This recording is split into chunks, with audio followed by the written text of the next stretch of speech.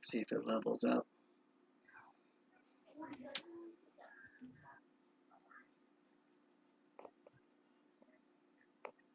Okay, notifications up.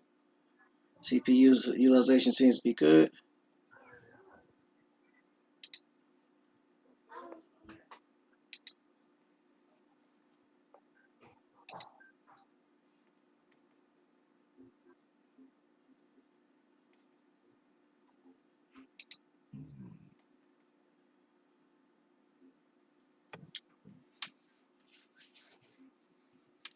But it's not giving me, hold on, the transition.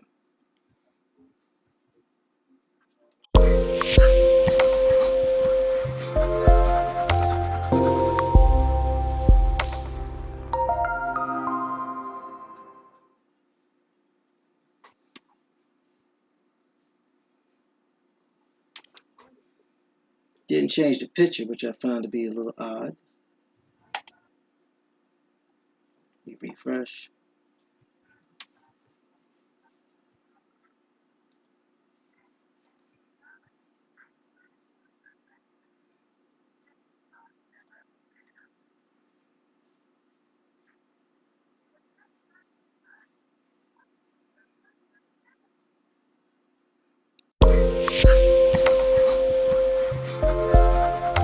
For whatever reason, it's not.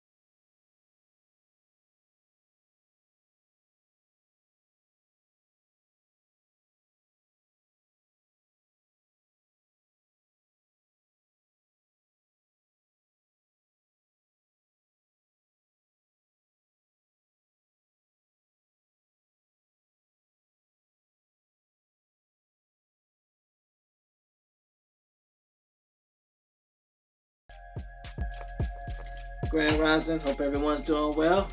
We're back after the technical difficulties. Mic check, mic check. Let's get some ones if y'all can hear us. Throw the ones up in the chat. Make sure we can hear Throw the it. ones up. Throw the ones up.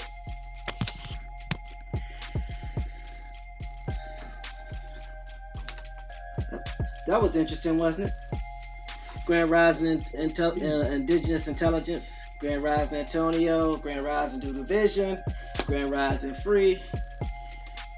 We made it.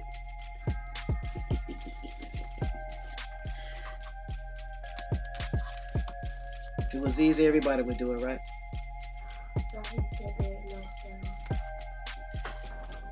So, what are we going to talk about today?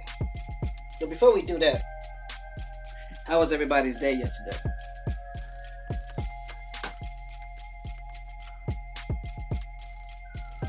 Oh, you're talking to me? I'm not talking to anybody that can hear me. I had a great day in the garden yesterday, so yeah, yesterday was a good day. Okay. A great day in the garden. So, did you plant something? What you do? I was transplanting cucumbers, tomatoes, and squash out of the ground into buckets. I don't want to have them in the ground. I want to do a container garden. Okay. I'm doing a container garden. So yeah, transplant day yesterday. Transplant day. Transplant the plants. Transplant the plant. They got planted when it got planted. Since been planted. All right. And what about you, Bones? Same old. Grinding. Sent a whole bunch of emails that went out to everyone who sent genealogy emails. If you haven't had a reply yet, you will have yours by today. I think it's only like 3 of them left that didn't get sent out. Okay. Somebody said you sounded like a vegan Bill Cosby. Uh-oh. and he know who that is, but we gonna leave that alone. Lucky I ain't in the chat.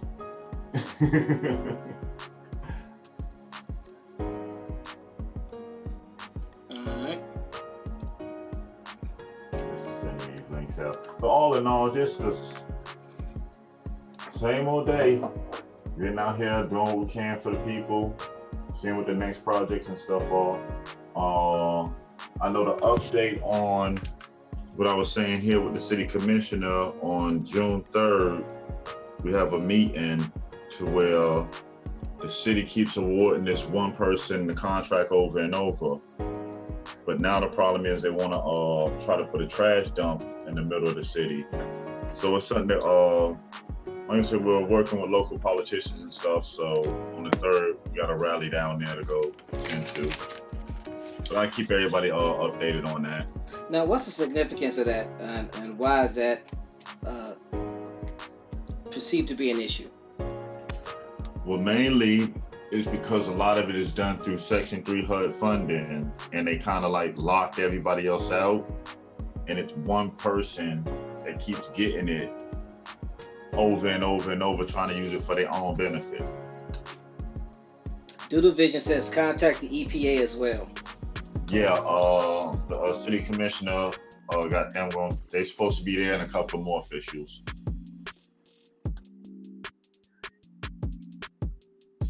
Cool. So, okay. We're going to be talking about 501c, nonprofit, and tax exemption. There's a lot of information that's going on, or that's spreaded or propagated concerning these. So we're going to take time to talk about those. Before that, I must be remiss. I apologize. C.A.B, say hello to the people, sir, if you can.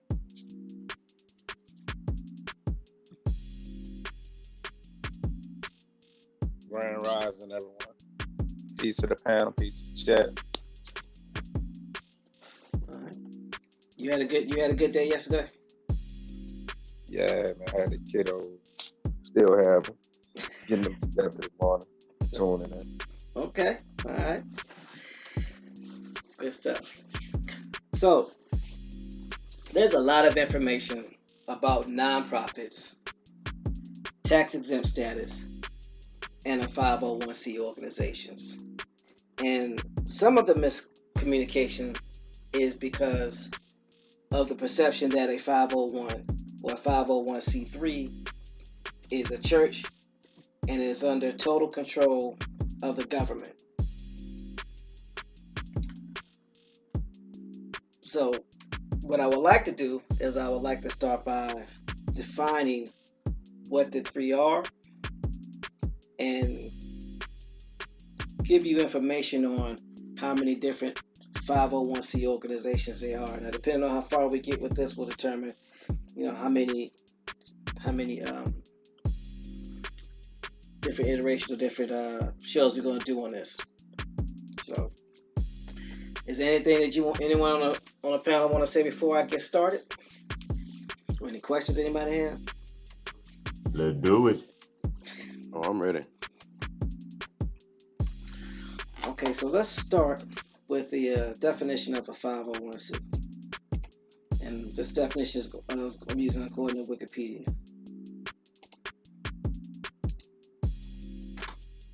Put the link in the chat.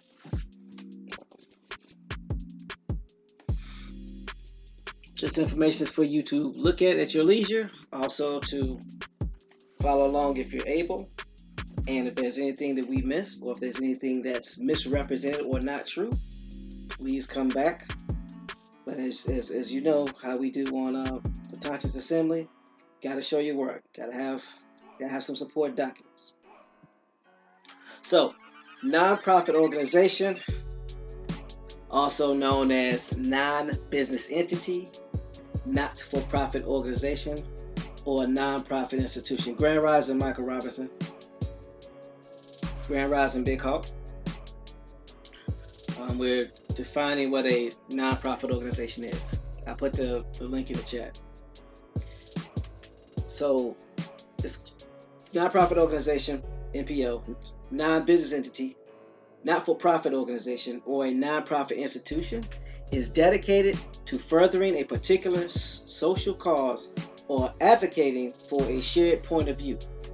In economic terms, it is an organization that uses its surplus of the revenues to further achieve its ultimate objective rather than distributing its income to the organizers, shareholders, leaders, or members.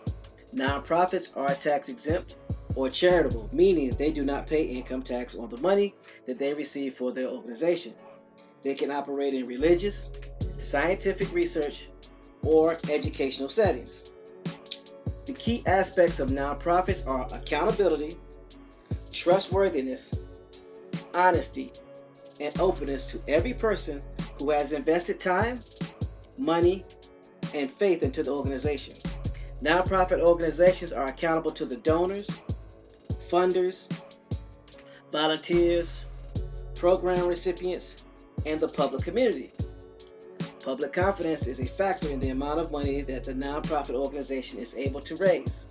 The more nonprofit focuses on their mission, the more public confidence they will have, and as a result, more money for the organization.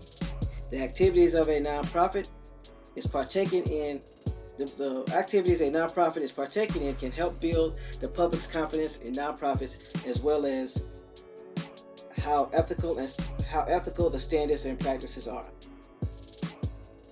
So that is a definition for how nonprofit is defined according to Wikipedia Free Encyclopedia. And you'll find many different variations of that definition, but they're pretty much saying the same thing. So it's separate from a for-profit entity because profits and revenues are redistributed to the community. Whereas a for-profit entity, the income is distributed throughout the organization, and the community does not benefit except for the goods or the services. Okay? So that's what a nonprofit organization is. A Conscious Assembly is a nonprofit organization. Now, one of the things it talks about is that a nonprofit organization is tax exempt. Nonprofit organizations are tax exempt as long as they have filed for their tax exempt status. So you could be a nonprofit organization and not be tax exempt if you have not filed for your tax exempt status.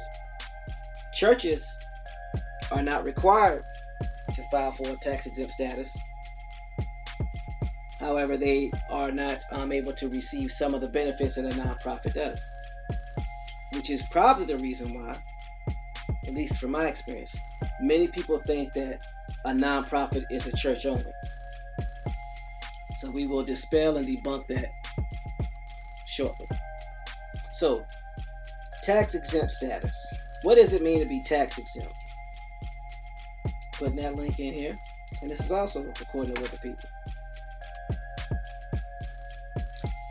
Also, for further information, and if you want to get educated on how to start your nonprofit, get your tax exempt status for your 501c, consult your local tax professional, tax accountant, tax attorney, someone who has the knowledge that has been certified to do such. So, tax exemption. Okay, just put the link in there based off tax exemption. It says, is a monetary exemption which reduces taxable income. Tax exempt status can provide complete relief from taxes, reduced rates, or tax on only a portion of items. Examples include exemption of charitable organizations from the property tax and income taxes, veterans, and certain cross-border multi-jurisdictional scenarios. Ooh, say that 3 times fast. Tax exemption generally refers to a statutory exemption to the general rule rather than the mere absence of taxation in particular circumstances, otherwise known as exclusion. Tax exemptions also refers to removal from taxation of a particular item rather than a deduction. International duty-free shopping may be termed tax-free shopping. In tax-free shopping, the goods are permanently taken outside the jurisdiction, thus paying taxes is not necessary. So if you've ever gone on a cruise, or you've gone somewhere and they say it's duty-free because you're outside the jurisdiction of the United States, they are not collecting taxes. Or once you leave international waters, they don't collect taxes. Quick question. Does anybody know why the majority, if not all, cruise liners are not registered in the United States? Anybody?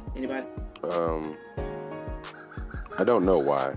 Actually, I was gonna say no. I don't even want to guess. Go ahead and tell me, sir. The reason why is because to register a ship, a vessel, a water-bearing vessel in the United States, is one of the more expensive ways to do so. So the taxes on boats are high. So if you know people that have boats, in many states and jurisdictions, those taxes are high. So majority of the cruise liners, they register their vehicles in the islands like the Bahamas, Jamaica, places like that. Don't believe me? Check it out. It's interesting. So, tax exemption. Now, here's the thing that a lot of people may not be aware of. So I'll ask this question. You can answer yes or no in the chat if you like. Can you be a for-profit entity and tax exempt? Can you be a for-profit entity and be tax exempt?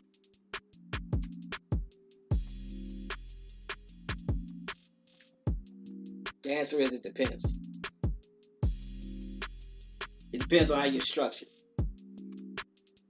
Many people that heard me speak about bylaws and constitutions. Depending on how your bylaws and your constitutions are, it is possible. Now, the chances are slim, but it still is probable for a for-profit entity to be tax exempt.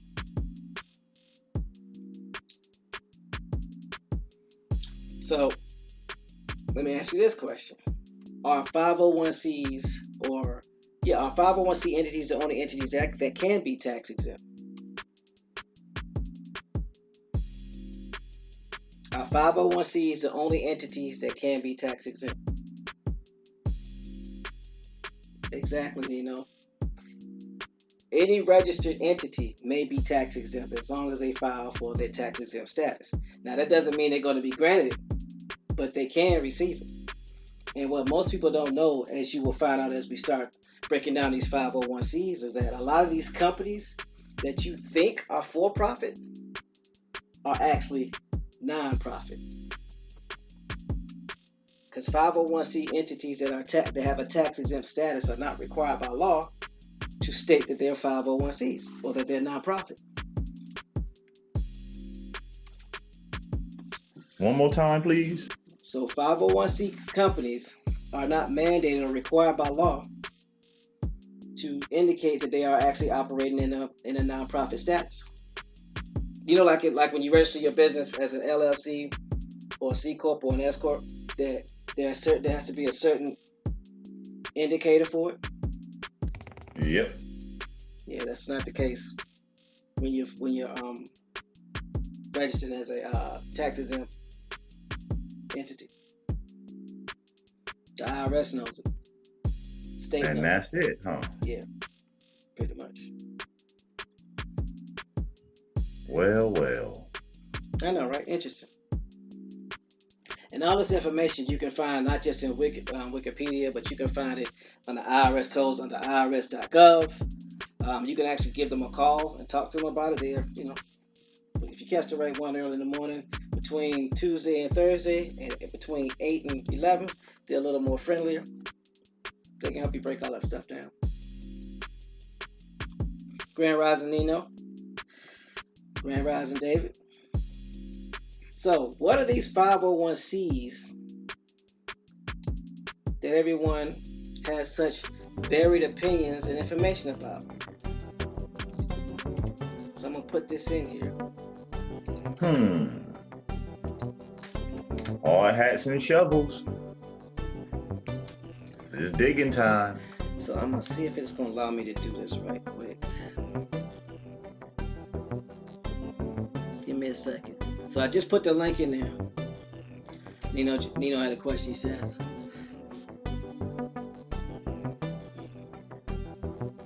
He said, what is it called when your comptroller disregards your tax exemption after properly filing for your tax forms to claim exemptions from the state or from the feds? Well, on your W-4 is where you are requiring your employer, if you're being paid by W-2, you're either increasing your exemptions or reducing your exemptions, meaning that you are having more taxes taken out, meaning if you get paid every 2 weeks, you have taxes taken out every 2 weeks. And then by the amount of exemptions that you're claiming will determine if you're getting taxes taken out or not. So you can claim so many exemptions to where you eventually are tax-free from that state, or tax-free from that situation, meaning they're not paying any taxes on your behalf, which basically means if you're not a non-profit, or depending on how you situate yourself as a business entity, then that's a tricky one, because at the end of the day, without getting off subject, at the end of the day, as a wage earner, I personally would not encourage that, because you're looking at income versus profit, and then we have to do another training on that. But I would, always consult a tax professional about that. Wages and incomes are two different things. Companies earn income or profit, and individuals earn wages or income. So you got profit versus wages, or profit versus income. But if you need any help with that, or you need more information, just email me and we can talk about that. So what I wanted to do. But TMH, it sounds like you know this very well. How might that be, if you don't mind me asking? Well, I've been I own an accounting firm, and I've been dealing with the taxes in the IRS for the past 30 years. Oh, so this is also experience. This is what you do. It's one of the things I do, yeah. Oh, okay. One of the things I do.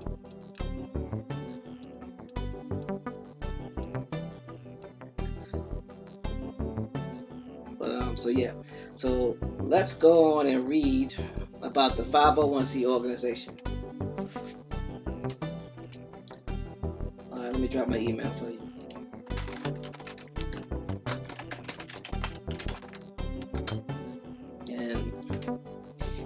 record consultations are free. I don't charge to talk to people or to answer questions. So you won't receive a bill after talking to me. So let's talk about these 501c organizations, shall we? 501c organization is a nonprofit organization in the federal law of the United States according to 26 U.S. Code 501 and is one of the 29 types of nonprofit organizations exempt from some federal income taxes. Sections 503 through 505 set out the requirements for attaining such exemptions. Many states refer to Section 501 for definitions of organizations exempt from state taxation, as well as 501c organizations can receive unlimited contributions from individuals, corporations, and unions. I don't know if y'all heard that. So I'm going to repeat that. One more time for the audience. Uno más. Uno más. Uno más. Uno más. I was asked to reduce the music, so let me go ahead and do that right quick. It is kind of loud. Okay. Is that better? So hopefully that helps. Can't believe it's not better. Really. Let me know if that's a little bit better if the music has been reduced. Alright, cool beans. So, 501c organization is a nonprofit organization in the federal law of the United States according to 26 U.S. Code 501. That's where it gets its name, because that's how the IRS labels it. It gives it a code. The code is 501. For definitions of organizations exempt from state taxes as well. 501 organizations can receive, and I state and emphasize, unlimited contributions from individuals, corporations, and unions. What does unlimited mean? Unlimited. Okay. For example, a nonprofit organization may be tax exempt under 501c3. The terms, the C and the 3 are specific paragraphs in the IRS code. So if its primary activities are charitable, religious, educational, scientific, literary, testing for public safety, fostering amateur sports competitions, preventing cruelty to children, or preventing cruelty to animals like PETA. Okay? So you may have a nonprofit organization or file for tax exempt status under a nonprofit organization, 501c3, if you are a charitable organization. Your activities are religious, they're educational, they're scientific, they're literary, they're testing for public safety, they're fostering amateur sports competitions, preventing cruelty to children, or preventing cruelty to animals. He said screenshot that and post it in the platform. Well, what I did was I sent the link so people can actually have access to it. Give me a second. I'll repost it.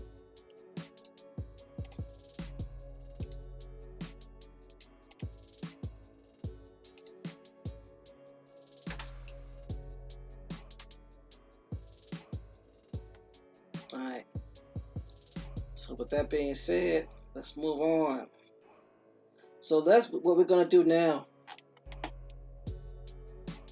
Indigenous Intelligence says, so if I have a regular LLC, can I possibly get it converted to a nonprofit? The simple answer is yes. How that conversion starts depends on how your business is already set up, how your bank accounts are aligned. Are you having employees? How your bylaws and your corporate entity structure set up, your constitution. So there's a lot to it. David, this is not necessarily a 501c3 course, but what it is just basically give you a basic understanding of 501c and getting rid of some of the myths and misinformation about a 501c. Just sharing this information. And Nino says, why y'all not using UCC manual? One, that manual is thick, and two, there are some stipulations that go with that UCC manual. And right now, again, we're not providing a course, we're just providing information. So, and all that UCC manual is going to do is cause a lot of questions because there are a lot of technical terms, which basically means there's going to be a lot of defining. So maybe we will set aside some time to do a course on that. Maybe not, but we'll definitely let you know. So 501Cs. So according to the IRS Publications 557 in the Organizational Reference Chart section, the following is an exact list of 501c organization types and their responding descriptions. I knew we was going to have a lot of questions on this. Copper Color Queen asks, so what that means is that our people have the access to create educational programs, etc., within our communities under 501c3 status. That is correct, Copper Empress. Ah, they listening. Doodoo Vision says UCC equals Scammers Paradise. Yeah, there's a lot of things that go with that. So UCC codes, yeah. Yeah.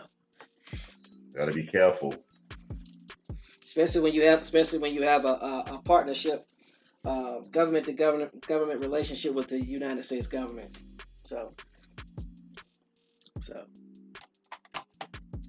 So let's look at some of these 501c organizations, shall we? Now let me stop. I thought everything was okay. You said the stream is buffering. Do a refresh because it says we're offline. My CPU is a little high, but we're still running. We're still streaming.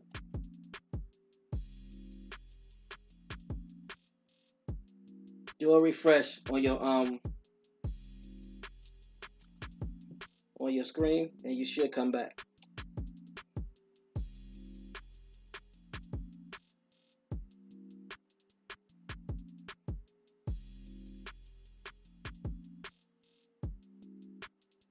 Because everything on my end looks good.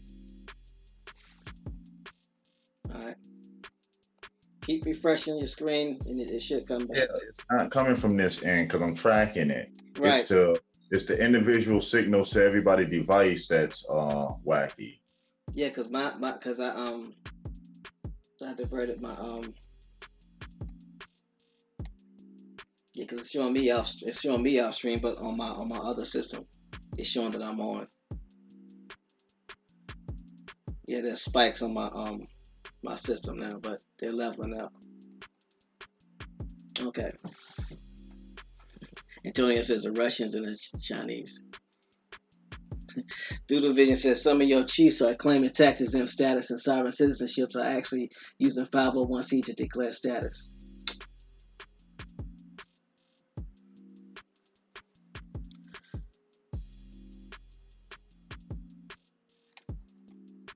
So just keep refreshing or try to get to a Wi-Fi situation to where you can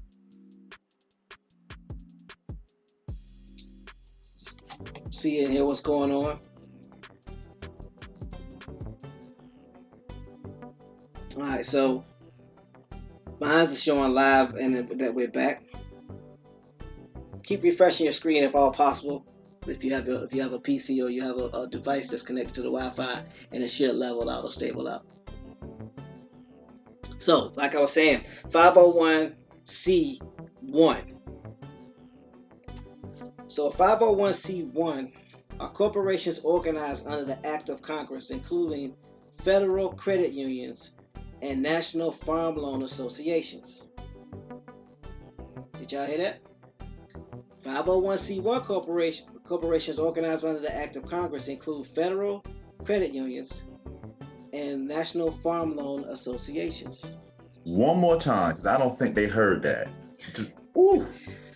501c1s are corporations organized under Act of Congress, including federal credit unions and national farm loan associations. How many people knew that their credit union was a nonprofit organization? But they always calling you wanting that money, huh?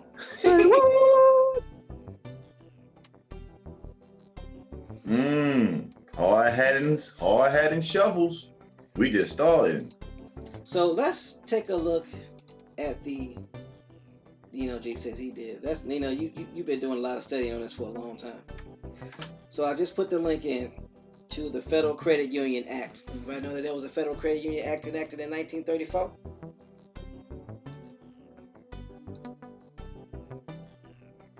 Due division says no taxes when they eat at Applebee's. 501 under the clergy religion. That's true. Applebee's. So the Federal Credit Union Act is an act of Congress enacted in 1934. The purpose of the law was to make credit available and promote thrift through a national system of nonprofit cooperative credit unions. This act established the federal credit union system and credited the Bureau of Credit Unions, the Bureau of Federal Credit Unions, the predecessor of the National Credit Union Administration, to charter and oversee federal credit unions. The general provisions in the Federal Act are based on the Massachusetts Credit Union Act of 1909 and became the basis of many other state credit union laws. Under the provisions of the Federal Credit Union Act, the credit union may be chartered under either federal or state law, a system known as dual chartering, which is still in existence today.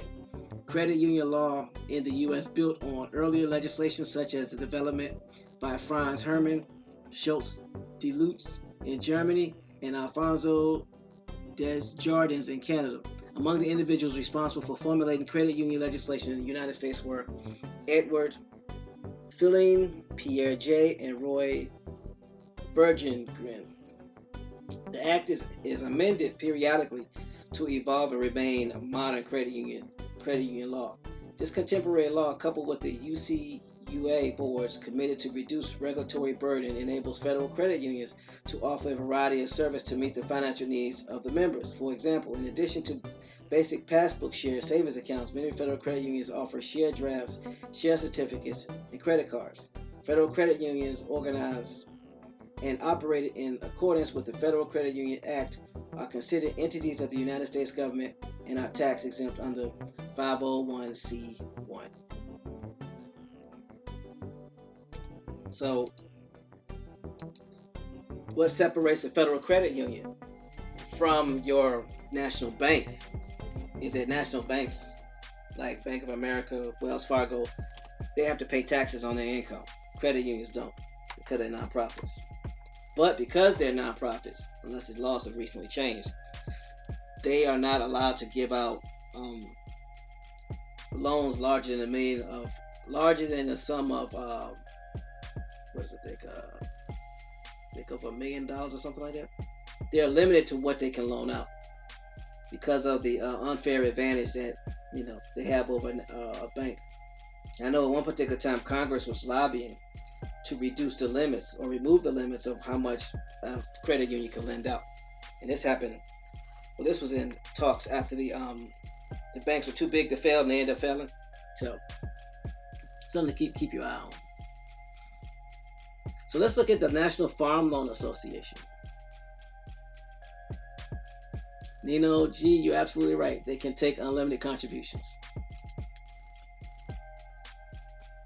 And that's the reason why it's easier for them to give certain provisions to the community, because they pay salaries and that's it. The money does not go back to the shareholders and things of that nature. Do the vision say? Did someone say credit union? Exactly. So let's look at the Federal Farm Loan Act. And this is important because remember at one particular time a lot of our ancestors were farmers, right? So the Federal Farm Loan Act of 1916, enacted July 17, 1916, was a United States federal law aimed at increasing credit to rural family farmers. It did so by creating a federal farm loan board, 12 regional farm loan banks, and tens of farm loan associations. The act was signed into law by President of the United States Woodrow Wilson. And this was when? 1916, right? Does anybody remember the speech where Dr. Martin Luther King talks about these excessively low loans with these low interest rates so that our ancestors could be basically ran off their land because they weren't given these loans? Yeah, I probably don't remember that. In 1908, the administration of Theodore Roosevelt commissioned a study on the problems facing rural families. At this point in U.S. history, these families made up the largest demographic of Americans. The commission concluded that access to credit was one of the most serious problems facing rural farmers and recommended the introduction of cooperative credit system. 4 years later, President William Howard Taft and Woodrow Wilson sent a commission of Americans to study cooperative credit systems for the farmers in Europe. Components of such European programs at the time included cooperative land mortgage banks and rural credit unions. This commission concluded that the best form of cooperative credit system would include both long-term credit to cover land mortgages and short-term credit to cover regular business needs.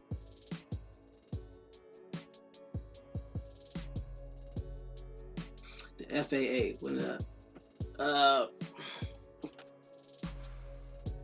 me go back up. It's actually the FFLA. It was enacted in 1916, specifically July 17th, 1916. So that should answer your question, Nino. You gotta realize a lot of these acts, as Nino's starting to figure out, is a lot of these acts were enacted in conjunction with the Indian Removal Act, the Homestead Act, and a lot of other acts to cause great financial harm to our ancestors, to get them off their land. So, let's see. Doodle Vision says, teammates, slow down, you're killing them. David Corey, that's one way to look at it. It gave grants to fund individuals that were immigrants, to say the least, who came over here with the promise of once they finished their indentured servitude for paying for the voyage, they would have the opportunity to not only have land, but be able to own the land. Copper Color Queen says, no, you're not. So that's the Federal Farm Loan Act, which is still in existence today. And it is a 501c1. Yep. They're still giving grants to immigrants. See, this is just an example of a lot of things that have been going on in our community and have been going on that we have not been privy to because no one is either telling us or our attention has been focused elsewhere. And Mr. TJ says, bootstraps, yeah, they just got 16 bill the other day. Sounds like welfare to me. Well, TJ, at the end of the day, TJ, here's the thing. There is money out here. It's just that if we don't know where to go get it or we don't access it, then we're not going to be able to benefit our families and our communities. One of the challenges is that no one is telling us or no one is informing us. Or people are trying to keep us away from it, meaning our own kin. Mm-hmm. Go ahead, what you want to say, Bones?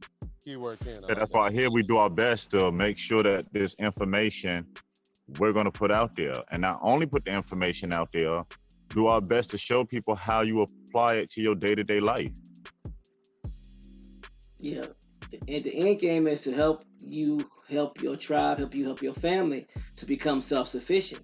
One of the best ways to become self-sufficient is to walk back through the door that your family was either escorted out, walked out on their own, or kicked out. And what'd you say the end game was again? One more time? To help you and your family and your tribe or relatives and your tribe to become self-sufficient, meaning that you're not dependent on anybody. I'm sorry, go ahead. What more can you ask for than being able to be self-sufficient? Copper Color Queen says, I'm thinking of all the things we should have been privy to. Again, here's what I've always noticed. I've always appreciated. It's the exposure that you have. Our information and our wisdom comes from the amount of exposure and what we do with that exposure and how we share that exposure. Many of us, including myself at one particular time, were closed off being exposed to anything that I didn't like because of the messenger that was delivering the information. Meaning if I didn't like the way somebody looked or they weren't the right color, I wasn't going to receive that information. But at the end of the day, the more exposure you have to something, the more options that you have. It's like traffic flows freer on a 10-lane highway versus a 1-lane highway. So the more lanes you have, the more options you have. Right, Nino? Exposure is the key to growth. Yes, it is. Go ahead, Bones. Sorry. I'm just saying, yes. No, what he said, exposure is the key to growth. Yes, it is, because if you don't expose yourself to certain things, how could you ever grow and learn how to be efficient in anything? If you have no exposure, no dealings with it. Nobody just don't walk out the house and be proficient in any skill set. It can be a born skill set, but if you don't use it, don't know how to apply it, what it becomes after time. Becomes a mess. So right now we still talking about the 501c1. We haven't even talked about the other 36. So y'all excited now. Y'all gonna be shocked later. I guarantee it. So that was some entities under the 501c1, and they again were the Federal Credit Unions and the National Farm Loan Associations.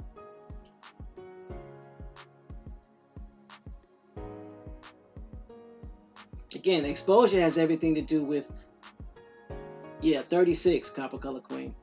Because most, again, remember when we was talking about the HUD Section 8, and I asked a question, or I made the statement that I always got for free. Numbers were discovered, not invented. So if you have HUD Section 8, why don't we think about the fact that there were numbers before the number 8? What happened to HUD Section 1 through 7, and what happened to the HUD Section numbers 9 through whatever? It's no different. Whatever. 501c3. Yep. 501c3 is all we ever hear, but no one thought about the 501c1, C2, and then C numbers following that. So it's one thing to, and this is not a knock on anybody, because we've all been indoctrinated in some form or fashion, and depending on the level of conscious thought, and I'm using air quotes, sometimes we can become so indoctrinated in that information that we close ourselves off to everything, because now we've had this tainted view of what things are versus what things are perceived to be versus what things are. Okay. So let's look at the 501c2. And I want y'all to pay attention to the entities that are listed, that are labeled. 501c2 are title holding corporations for exempt organizations.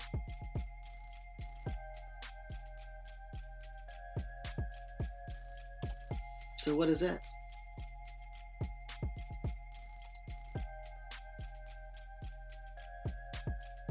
So I'm pulling it up. Nino G says, title holders, trustees.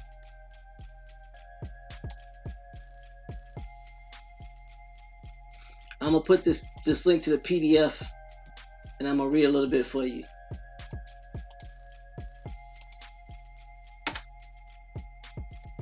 Introduction. The subject of title holding corporation has not been discussed in prior CPE texts, but for this issue of multiple parents, it has been a relatively trouble-free area. Our records indicate that there are only approximately 5,000 exempt title holding corporations nationwide. However, we have seen growing trend toward the use of these organizations as investment vehicles for pension plans and other exempt organizations. I'm going to repeat that. Our records indicate that there are only approximately 5,000 exempt title holding corporations nationwide. However, we have seen a growing trend toward the use of these organizations as investment vehicles for pension plans and other exempt organizations. And very substantial investments may be involved. This trend has raised various technical questions in this area, the most important of which, concerning multiple parents, currently remains under study. This topic focuses primarily on that problem.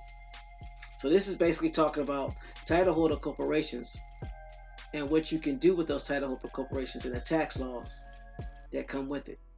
And again, all this is public information. This is not hidden. No one's keeping it from us. We just aren't looking for it.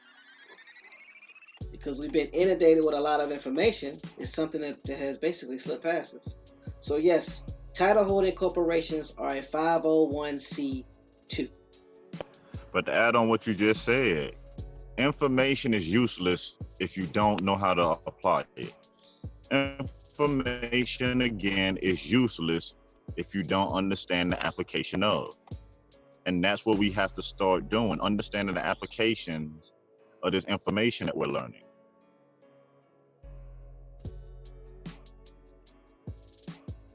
So Nino G wanted an example of a title holding corporation. So I'm going to go ahead and type in title holding.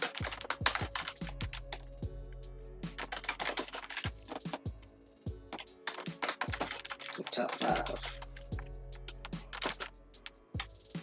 I'm going to go in and type the top 5 title holding corporations.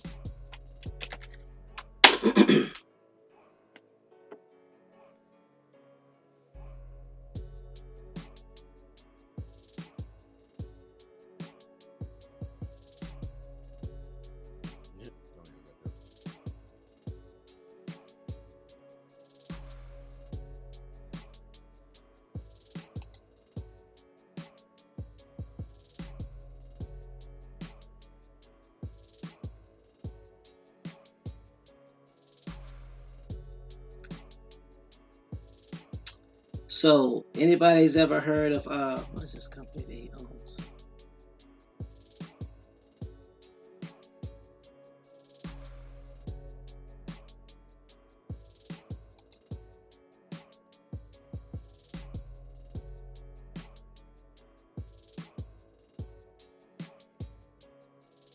Make sure this is correct, because I'm coming up with Warren Buffett's names. Berkshire Hathaway.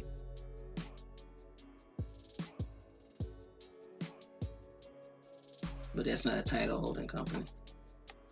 That goes under another 501c. Grand Rising Lewis. Grand Rising Black Indian Immigrated. Grand Rising Pamela Hall. Grand Rising You Don't Want It. Okay, Grand Rising You Don't Want It. So what I'm going to do is I'm going to come back to you and get that information, because that's one of those ones that's hard to find. So we have to do some research and we'll have to do some digging. So, just hold my feet to the fire to that one, and we'll get back.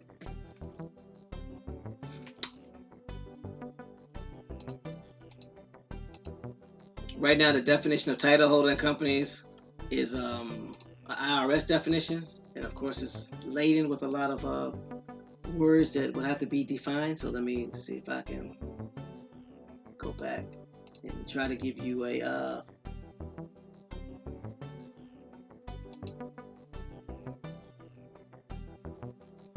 keep sending me to this link that I sent y'all. So let me see this. Define.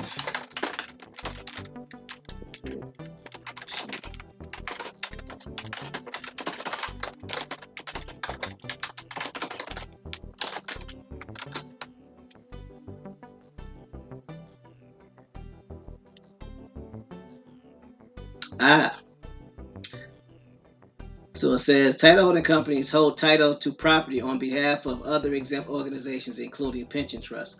One of the major reasons a tax exempt organization forms a title holding company is to protect itself from tort liability. Did you get that? So a title holding company holds a title for properties of exempt organizations. So you have tax exempt organizations that own property. So instead of it going to a commercial title holding company, you actually have a nonprofit title holding company whose sole responsibility is to keep track of this property and is to protect it from tort liability. What is tort liability? I guess we're going to do some digging today, huh?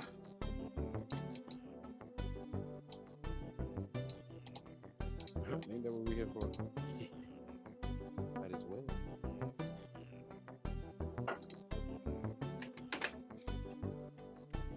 not just trustees of other companies. You know, they're actually a company that holds the title. And when you say trustees, some people may not know what that means. Meaning that they sit on that board to that company. They hold the title. So if the company gets sued, then they can't come after that property, because that property is not held in that nonprofit organization. It's held under the holding company, which is indemnified, meaning they are protected.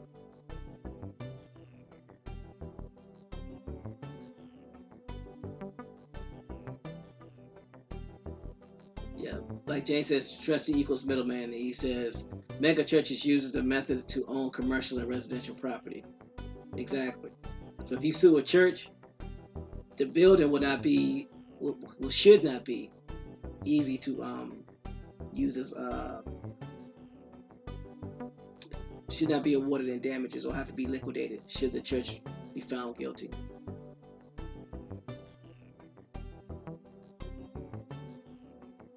Man, this chat is really moving fast.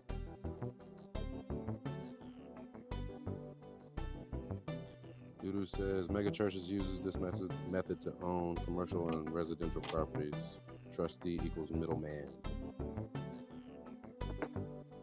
So a tort liability in common law jurisdiction is a civil wrong that causes a claimant to suffer losses or harm resulting in legal liability for the person who commits the tortious act. So it's a common law civil wrong. So to protect that nonprofit from that common law civil wrong, they place that property under a different company that holds that title. And if you know how it works, title holding companies are basically the companies that own the title of that piece of property until it is paid off. And then once that property is paid off, then it generally gives you that title. Like for instance, once you pay off your car, the title goes to you and it gets transferred to your name. As long as there's a note on that car, the title belongs to the bank or the lending institution. Once that note is that debt is paid, then they transfer that title to you. So now you actually have physical possession of the title. So, but if you want to protect yourself from liability, then you can always place that title in an entity's name. So title holding company does just that. They hold the title, meaning they actually control the property, but they are indemnified, meaning that they have no financial or fiscal responsibility for the property. So it gives you control. So hopefully that explains that without going too deep. And again, when it comes to that type of property and things of that nature, you would want to consult a estate attorney, because laws vary based off of your municipalities and your state and your county. So hopefully that helps. So let's get back to the 501c, shall we? So your 501c2s are title holding corporations for exempt organizations. So I will go and place this link back in the chat so people can actually look at it.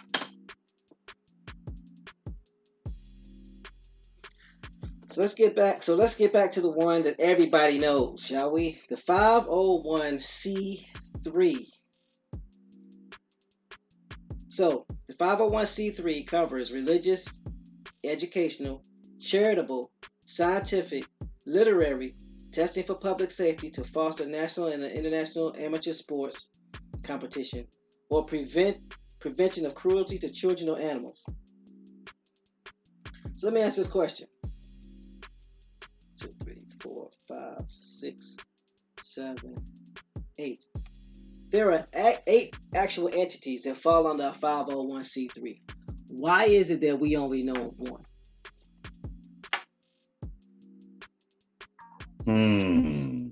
If there are 8 types of activities that can fall under the 501c3, why is it that we only talk about or only know of one?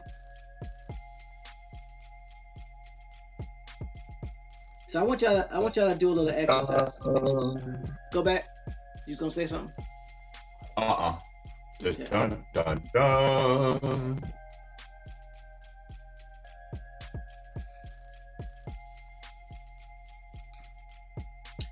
Go back to conversations you've had with people that you know, or even people that you don't know, about nonprofits. Who has been responsible for giving you your information on what a 501c3 is? Think about it. Who has been responsible for giving you, I'm talking about you personally, who has been responsible for giving you personally information on a 501c3? Was it a coworker?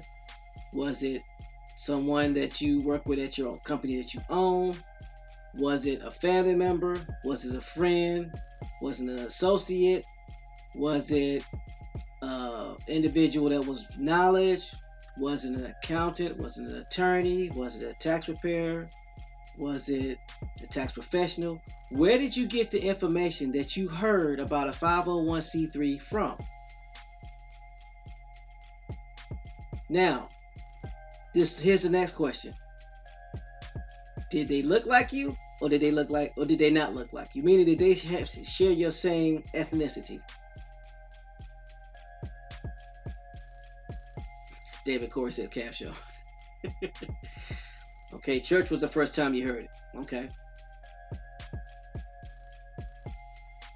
The reason why I ask this question is,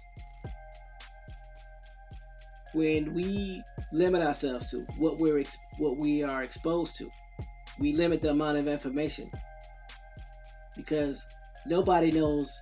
Well, I'm not gonna say nobody knows everything, because I don't know everybody. Very few people know everything. At least nobody that I know everything. So, the reason why I've been able to be fortunate enough to have such an extensive knowledge and extensive background and be able to do so many things, because I've been exposed to a lot of things, because I've been exposed to a lot of different cultures. I've actually traveled to different countries. I've been to different places. There are actually some people that have never left their state. How many people know people like that? So if you've never left your state or your city or your block, how can you teach somebody about anything?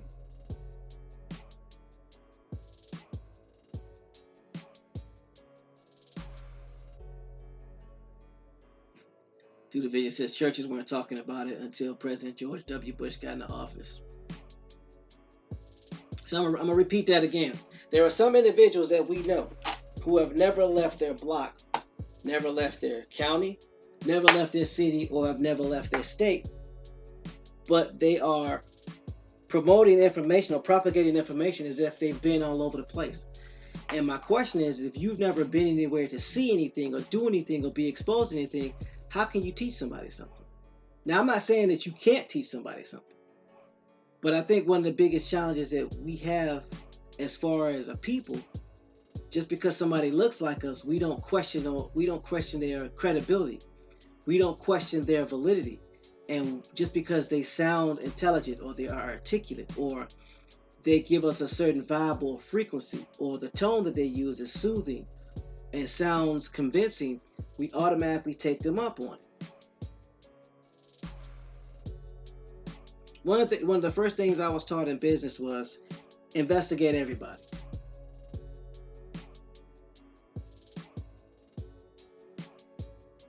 Investigate everybody. And the reason why you do that is because when you start to go into partnerships with people, you now become liable for some of the things that they've done that you may or may not even know about. Like, when you get married, your spouse's bills becomes your bills. It's no different in business. Doodle Vision says, are you saying they're under house arrest, but they send you a fantastic voyage? All I'm saying, Doodle, is that questions need to be asked of individuals who are proclaiming, even me, to be teachers, instructors, or individuals that have information. Because if we don't question the validity, what happens is we start to listen to what they say, and we look up the information that they provide us with, and then we start to assume that they know everything about everything.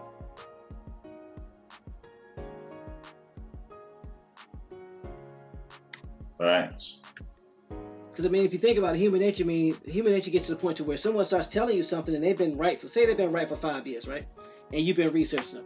At some particular point, we eventually get to the point where we start trusting what people say. I know I've been guilty of it. And you stop researching, you stop looking at what they're saying, and you automatically make the assumption that everything that they're saying is accurate. So we stop questioning. Nino G says, you think the NBA is a 501c3? It's a professional league, but that's an amateur by legal definition. Nino, Yeah, you it's a get it. 50. It's a 501c. It's a 501c, but it's not a 501c3. 3. Yeah, it falls under 501c. The NFL also. 501c6 is the NFL. Mm-hmm. It's listed as a business league. $13 billion, non-profit.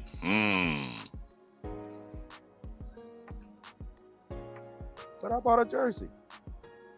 Yeah, you bought a jersey. That's profit, nigga. Hold up. Wait a minute. You bought a jersey, and they provided you with a service. You got the jersey, didn't you? Oh man. They have employees. They do have to pay them. Mm-hmm. And they never told you that they was a non-profit, and they're not authorized. I mean, they're not obligated to tell you that they're a non-profit. You just assumed that it wasn't. It wasn't, right. I assume since the beer is $45 at the park that, I don't know.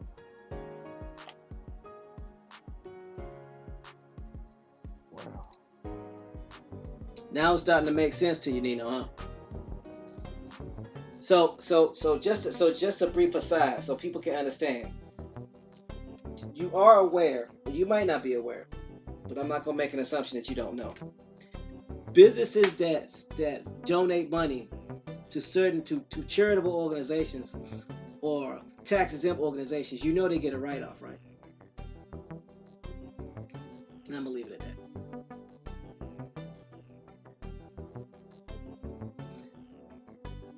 LJ Free says, many speak on things as if they are wise, not realizing there's always someone wiser, and you never know who else is in the room. That's true. Due Vision says, never left the country, never left the state, never left their county, never left their city, never left their neighborhood. That equals house arrest to him. Okay, so when you say house arrest, that's what you mean. They're under self-appointed house arrest. Okay. Exactly, Corey. We're sponsored by our own demise because this is information that we have not allowed ourselves to be exposed to. Lino says, I've noticed people around my age do not grasp the fact that this is a service industry. That's because they're not taught that. And the people that influence them don't talk about that. Go ahead, Bones. And then what's even worse, when people too do bring it to our communities, we're so programmed and colonized, we're calling them the agents. Oh, that's right. I am agent. Oh, that's what they say. Okay. Yep. We agents now.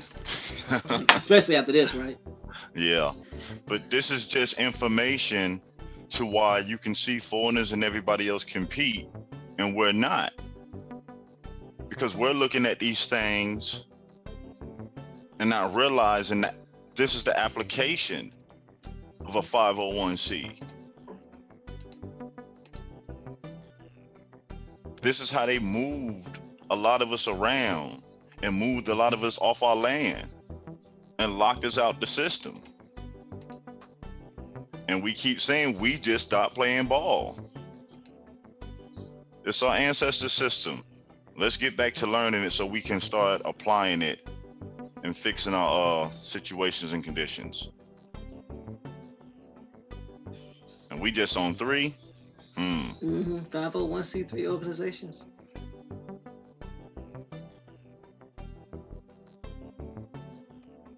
So each 501c has its own page with its own definition and example, and it basically breaks things down. So it says 501c3 tax exemptions apply to entities that are organized and operated exclusively for religious, charitable, scientific, literary, educational purpose, for testing, for public safety, to foster national and international amateur sports, competition for the prevention of cruelty to children, women, or animals. So let's look at the amateur sports nonprofits. See if they give it to us.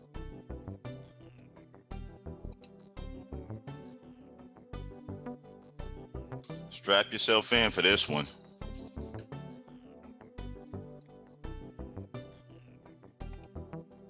put the link in there for you, so you ain't gotta go digging for it. Ding! All right. Amateur sports are sports in which participants engage largely or entirely without remuneration. The distinction is made between amateur sporting participants and professionals. Sporting participants who are paid for the time they spend competing and training. In the majority of the sports which feature professional players, the professionals will participate at a higher standard of play than amateur competitors, as they can train full-time without the stress of having to have another job. The majority of worldwide sports participants are amateurs, right?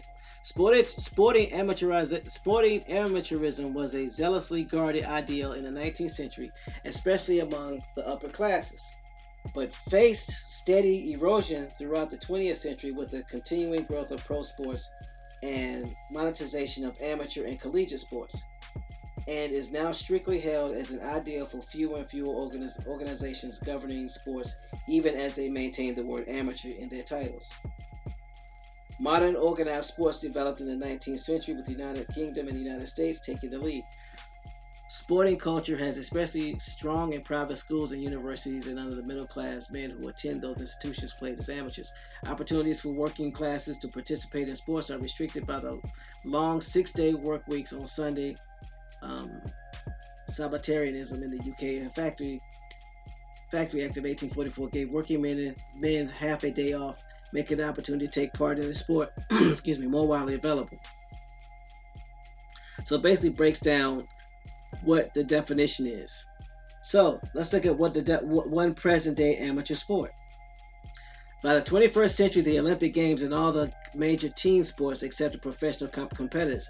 However, there are still some sports which maintain a distinction between amateur and professional status, with separate competitive leagues. The most prominent of these are golf and boxing in particular. Only amateur boxers could compete at the Olympics by up to 2016. Problems can arise for amateur sportsmen when sponsors offer to help with the amateur players' expenses in the hope of striking lucrative endorsement deals with them in cases they become professionals at a later date. The practice dubbed amateurism was present as early as the 19th century, as financial and political stakes and high level were becoming higher. Amateurism become all the more widespread, reaching its peak in the 1970s and 80s when the International Olympic Committee started moving towards acceptance of professional athletes. The advent of the state-sponsored full-time amateur athlete of the Eastern Bloc countries further eroded the ideology of the pure amateur, as it put the self-financed amateurs of the Western countries at a disadvantage. The Soviet Union entered teams of athletes who were all normally student soldiers or working in a profession, but many of whom were in reality paid by the state to train at a full-time basis.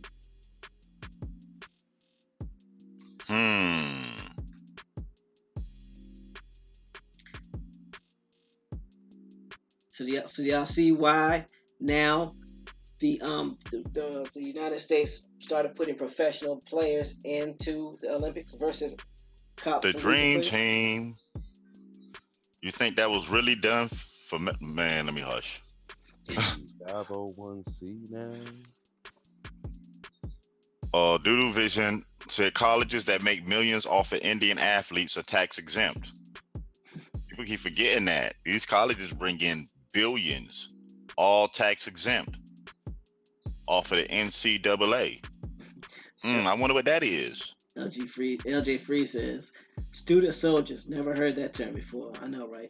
Maybe I should have put a, let me see, is it student soldiers? Maybe it should have been a comma. You know me, I read kind of fast. You don't pause at the comma. I'll go back.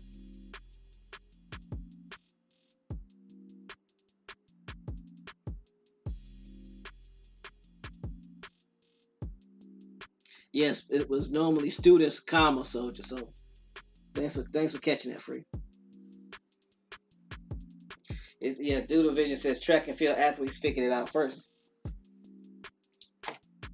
Yeah, Nino got it. So literally the difference between pro and amateur is the sponsorship. Getting paid to train versus not getting paid to train.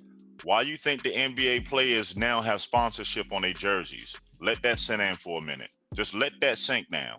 The NBA walking advertisement has sponsorship on the jerseys now. NFL has sponsorship on jerseys. Anybody know who was the first to start doing that? Put sponsorships on things. Soccer. NASCAR. Oh yeah, you right.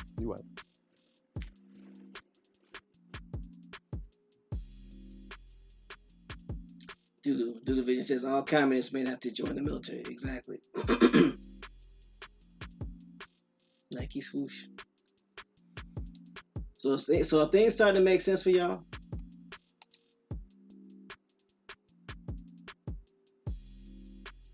Nino says I said soccer in my head.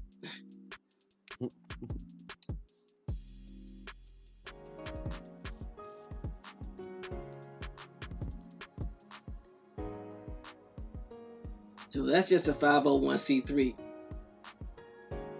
But there are 8 activities that fall up on the 501c3, and it's not just the church.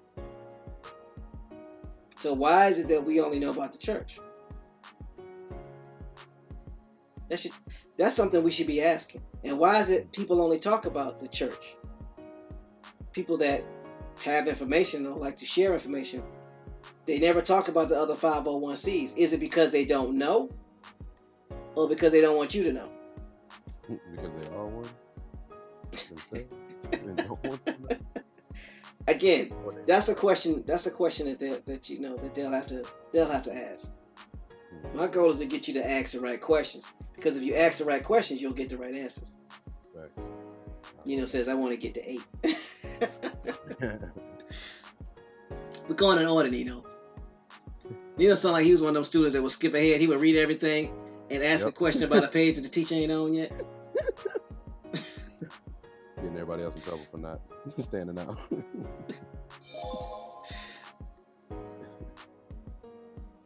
Doodle says when I lived in Germany, every stadium had BASF logos all over the field. Yeah, I remember that. So let's get with the 501c4. 501c4.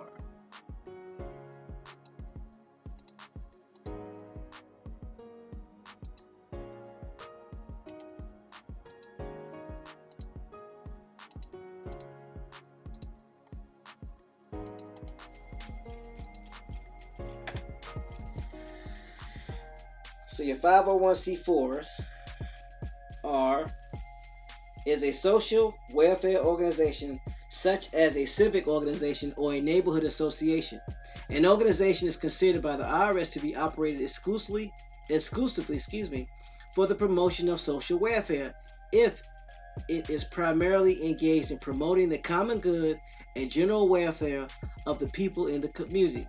Net earnings must be exclusively used for charitable, education, or recreational purposes. According to the Washington Post, 501c4 organizations are allowed to participate in politics so long as politics do not become their primary focus. What that means in practice is that they must spend less than 50% of their money on politics so long as they do not run afoul of the threshold. The groups can influence elections, and they typically do through advertising. So hold on. So people out here telling you that nonprofit organizations don't have no political power or influence. What?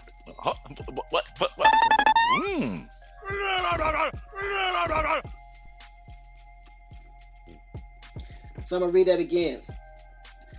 According to the Washington Post, 501c4 organizations are allowed to participate in politics so long as politics do not become their primary focus. What that means in practice is that they must spend less than 50% of their money on politics so long as they do not run afoul of that threshold. The groups can influence elections, which they typically do through advertising. So, how much money can an organization spend on advertising to influence an election? Ha ha. The correct answer to that question is up to 49.5% of their money. Because that is and out of 50%, per nonprofit. Right? Yeah, that's per nonprofit. Per nonprofit. And ain't no limit on how much money they can make though. No, they can take as many donations as they want.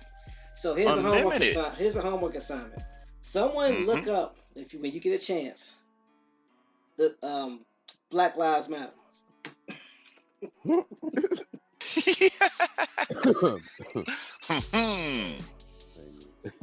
Now you're digging. Someone look up Black Lives Matter and tell me what type of entity or organization they are.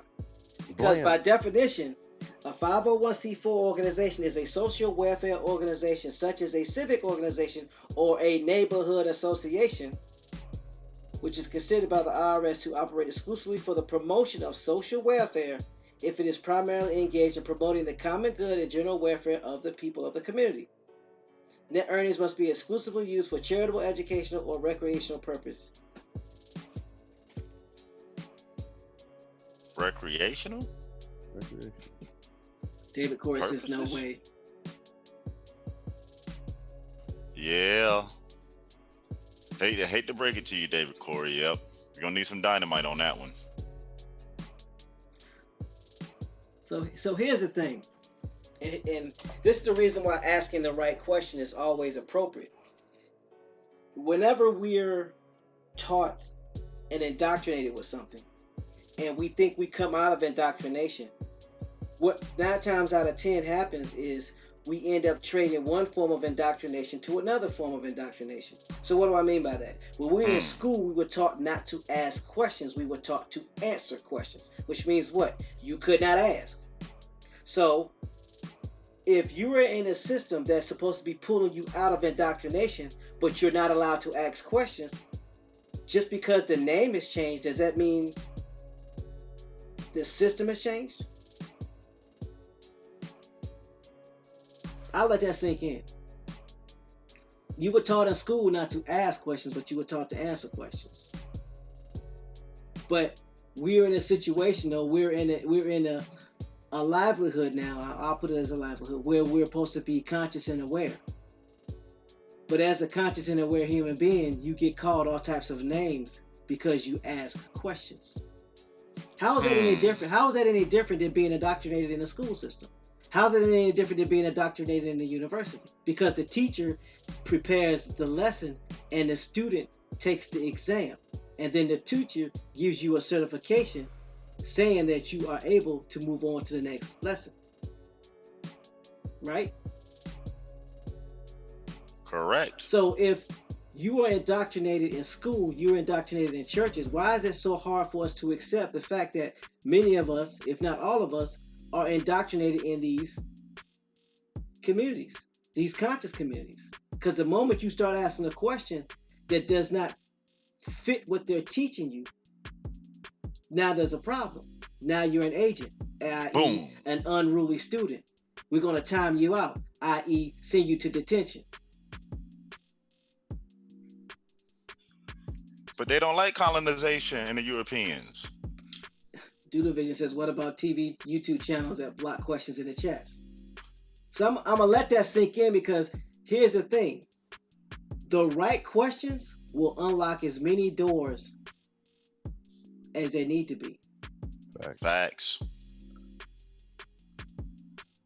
You become aware and awake by asking questions.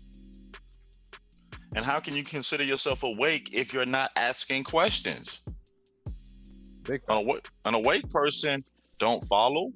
An awake person gonna question everything. Facts. Because you're gonna want clarity.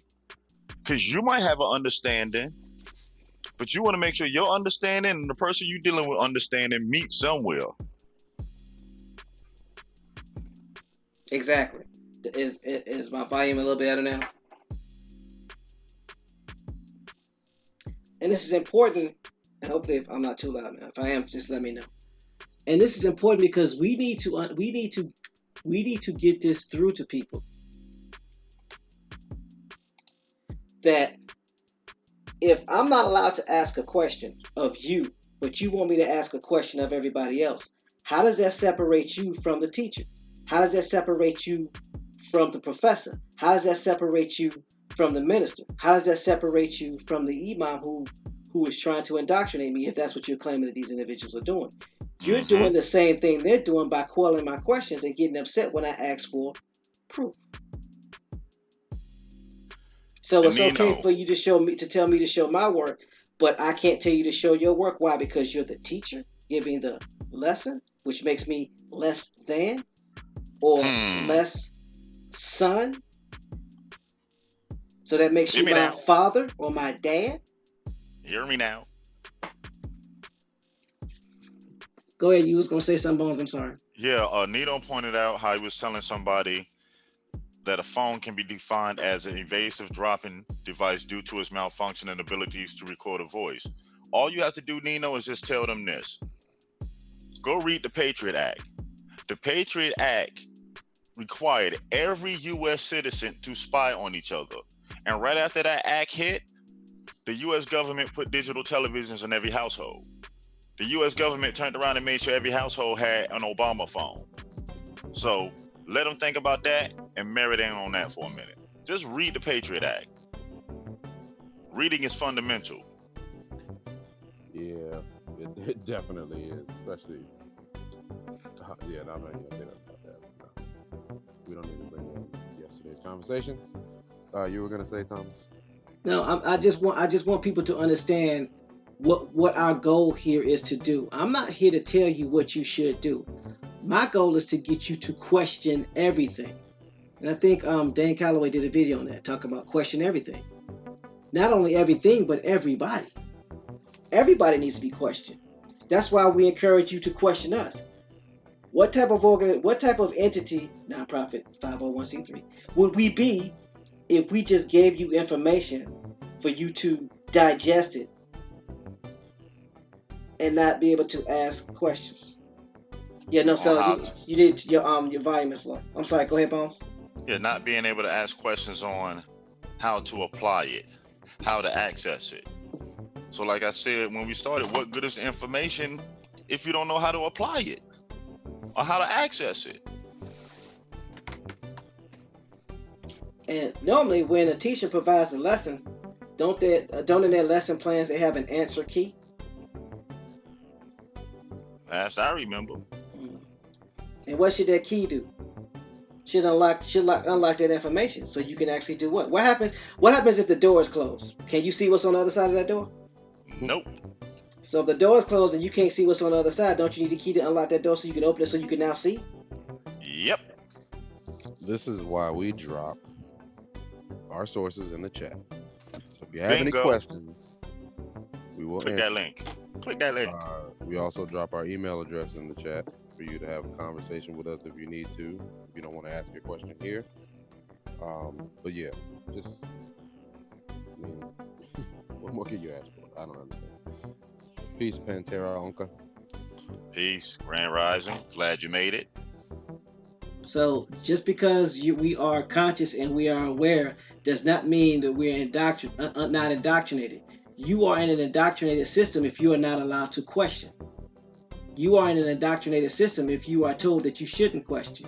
You are in an indoctrinated system if you are ostracized by the individuals that are up under said teacher or organization for you asking questions. Especially if you're asking for proof. At the end of the day, shouldn't you want proof? This is your life. This is your time. I mean, that's the least that a person should be able to provide for you is proof on how something is applied. It can get you through the other side. Let me ask y'all a question. I don't know how many people fly. But if you got on a plane and your pilot had never flown a live mission before, they had been in many simulations, but they had never actually literally taken a plane and taken off and actually landed that plane, how comfortable would you feel being on that plane? I'm not being on it. But how else are you going to get that? How else are they going to get that experience if they don't take on some potential casualties? See, sometimes when people say things, they don't think about what they're saying when they're saying it. Mm-hmm.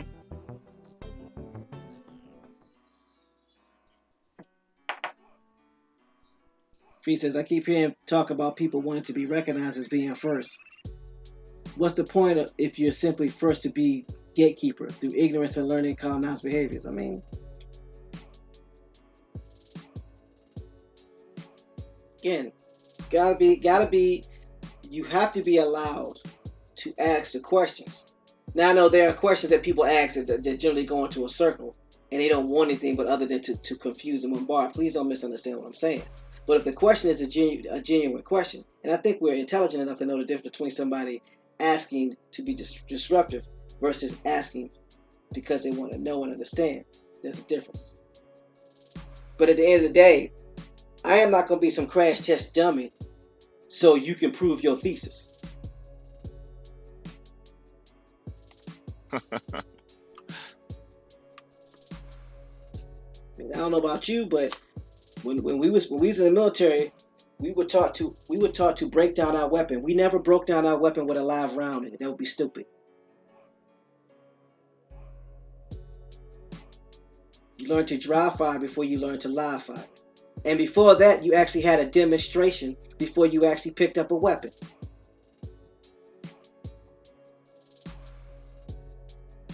When you take a driver's test, what happens before you actually get in that vehicle? Don't they give you videos, show you videos, and you take a written test, and then they show you that people can actually drive a vehicle? So there's proof that this vehicle actually worked. There's proof that people are actually driving. Don't you get to see proof of stuff? Why is it that when we get into this conscious community, all of a sudden proof is not needed?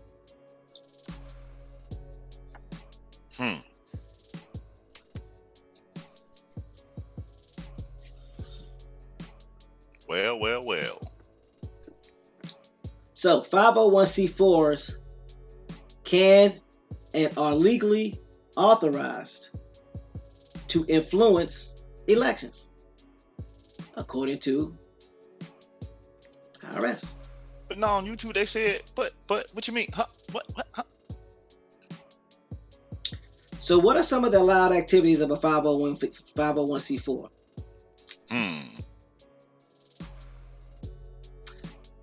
501c4 are similar to 501c5 and 501c6, and the organizations may inform the public of controversial subjects and attempt to influence legislation relative to. Hold on, let me read that again. I got hemmed up. 501c4 are similar to 501c5 and 501c6, and the organizations may inform the public of controversial subjects in an attempt to influence legislative relevant to its program. And unlike a 501c3 organizations, they may also participate in political campaigns and elections as long as the primary activity is a promotion of social welfare and related to the organization's purpose. Stop, pause, freeze. Yeah, real quick. NFL under 50136. Man, you know exactly where I was going. Now look back at Kaepernick now, y'all. Look at the Kaepernick situation now. Look at taking the knee now.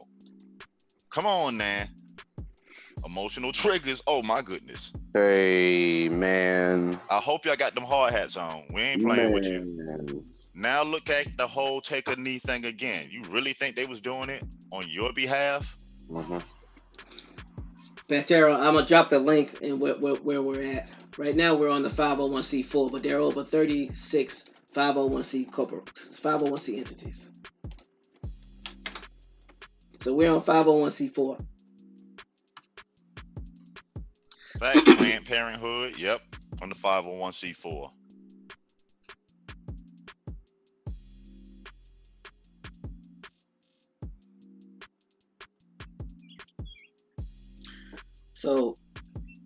So you have 501c 501c4, 501c5, 501c6 may inform the public of controversial subjects and attempt to influence legislation relevant to its program. And unlike a 501c3 organizations, they may also participate in political campaigns and elections as long as their primary activity is the promotion of social welfare related to the organization's purpose. But why is it that we're always taught that the churches have influence in elections? Indoctrination. No one asked. No. No one ever asked. If you're scared, go to church.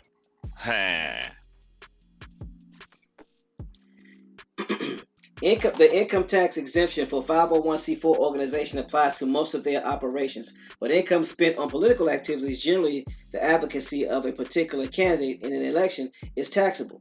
An action organization generally qualifies as a 501c4 organization. An action organization is one whose activities substantially include or are exclusively direct or grassroots lobbying related to advocacy for or against legislation, or proposing, supporting, or opposing legislation that is related to its purpose.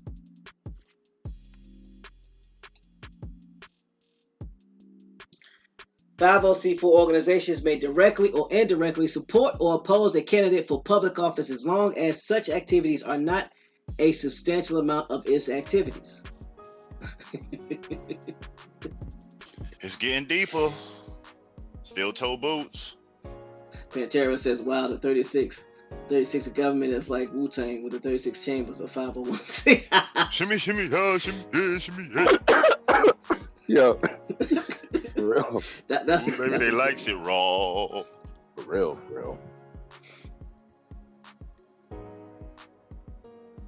Yeah, James gave you some examples of organizations that are 501c4s. Yeah, America First, VoteVets.org. Now you understand why out of the blue, the NFL got all the players wearing pink now. It's always breast cancer awareness.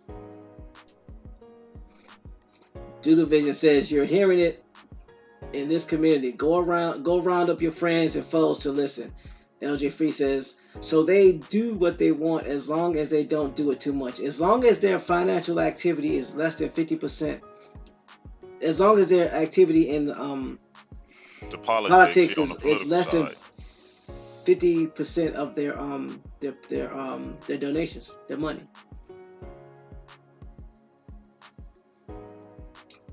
But they don't have a limit. No, there is no financial limit. No, it's only limited to the amount of money that they have. That they bought in, so it's 50% or whatever. Yeah, and So- they can get. Go ahead, Bones. I'm sorry. Yeah, the catch to it is they can get unlimited donations, and the key is what they only can do. What 50% of their total financial intake, basically. Wow.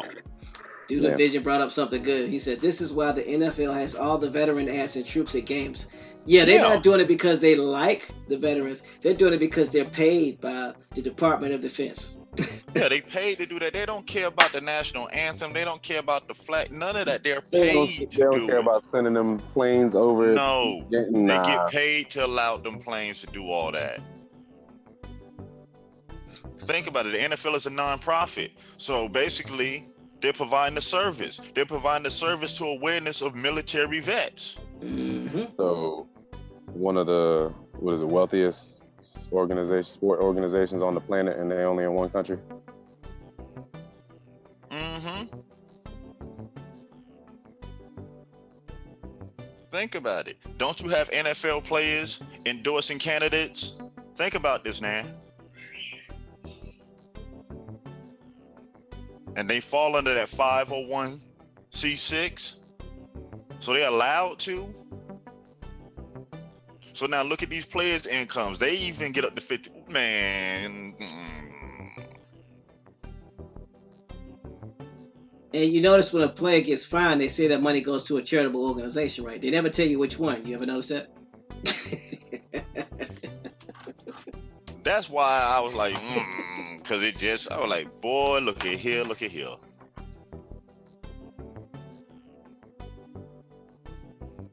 Doodle says, please rise as the first Sergeant LL Crazy Day sings the national anthem. They paid to let them come there and sing. Yep. Facts. It's for my country. A 501c for the check. A 501c4 organization that lobbies must register with the clerk of the House if it lobbies members of the House of their staff. Likewise, a 501c4 organization must register with the Secretary of Senate if it lobbies members of the Senate of their staff. In addition, the 501c4 organization must either inform its members the amount it spends on lobbying or pay a proxy tax to the Internal Revenue Service. Lobbying expenses and political expenses are not deductible as business expenses. One more time, that last part. Lobbying expense. Oh, you want me to read the whole paragraph?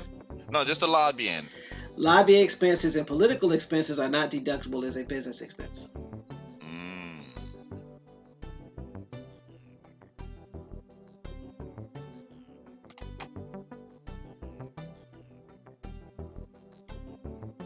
So then it talks about engineering communications. This is the uses of 501c4, 5, and 6 organizations has been affected by the 2007 FEC versus the Wisconsin Right to Life Inc., in which the Supreme Court struck the part of McFadden-Feingold Act that prohibited 501c4, 5, and 6 from broadcasting electioneering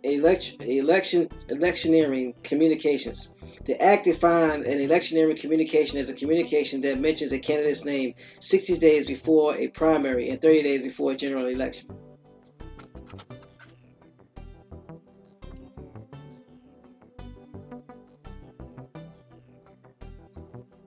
So the NFL can't broadcast it, but the network that's broadcasting the NFL can. And it keeps them out of violation. I'm just seeing it in an application. So let's look at the contributions.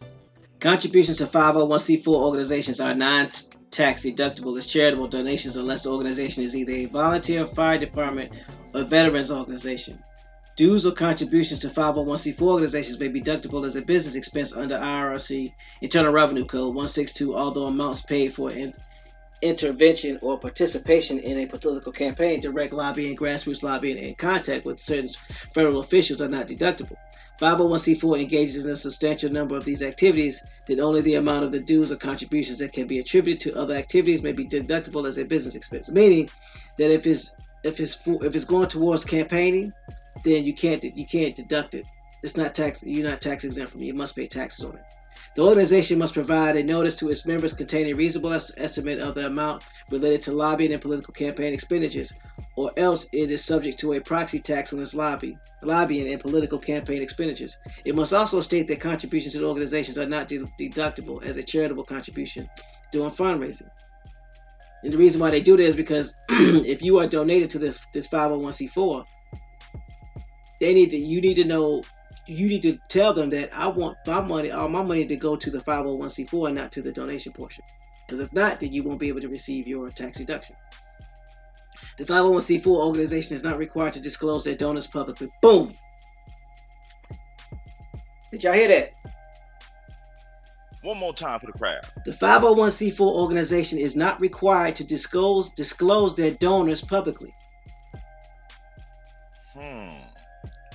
But they also influence in politics. Yeah. And they can spend up to 50% of what they bring in, right? Okay.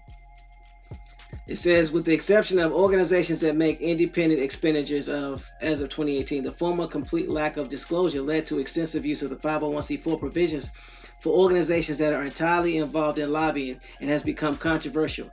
Criticized this dark money spending with these organizations on political advertisements as exceeding spending from super PACs. Spending by organizations that do not disclose their donors increased from levels of $5.2 million in 2006 to well over $300 million during the 2012 election session.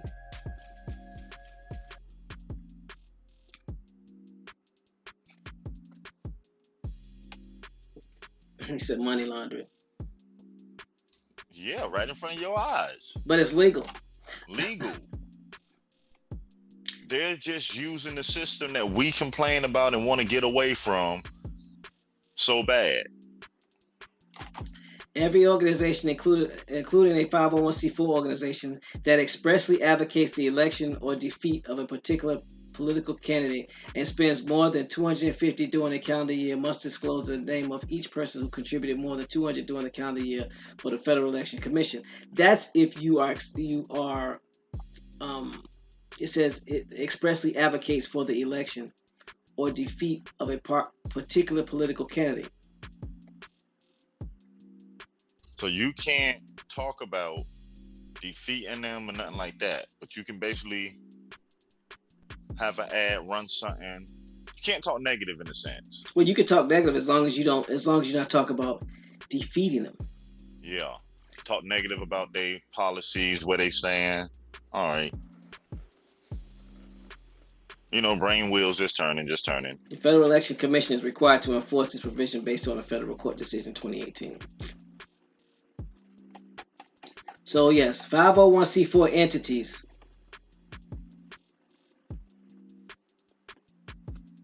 can influence elections and are allowed legally to influence elections. Say a what? As long as less than 50% of their activity is involved in it, meaning 50% of their money. Man, what you talking about? Mike told me we can't do that.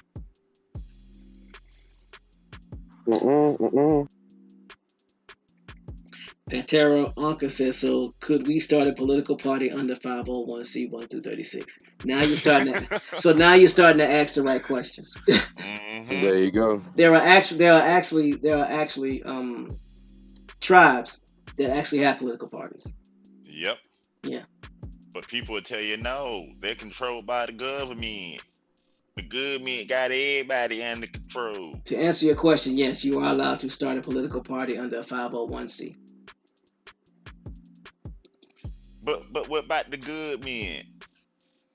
I mean, the government is giving you authorization to do so. But man. You gotta usher. So that was a 501c4 talking about civic leagues, social welfare organizations, and local associations of employees. So let me ask this quick question before we move on. When you hear social welfare organizations, what do you think of? Planned Parenthood, free clinics. Let me see what else it is. They don't stop. It's like a lot of things for the community. Yeah, food stamps. What is it? What's the thing? WIC programs. Oh my goodness. So I'm asking that question because again, I want us to think in form of questions. Why is it that our community, when we hear social welfare organizations, we think impoverished? But there are social welfare organizations in every county, city, and state, regardless of income. Yep. So are social welfare organizations based off of your income, or is it based off of you being aware of what's going on socially around you, or activities and situations that you need to be made aware of in your community? It's awareness. Okay, so it has nothing to do with poverty. It has everything to do with awareness. So if you bring it to attention that a community is impoverished, then there would be a social welfare organization for that. If you bring it into your community that there are too many golf courses in there and it's keeping them from building homes, that's also a social welfare organization, isn't it? Yes, sir. Okay, just again, wanting people to understand and ask the right question, because we start to hear things and we think. Nino said, don't mean to cut you off. He said, can you just run it back? I'm sorry, I missed the opening statement of what you were saying.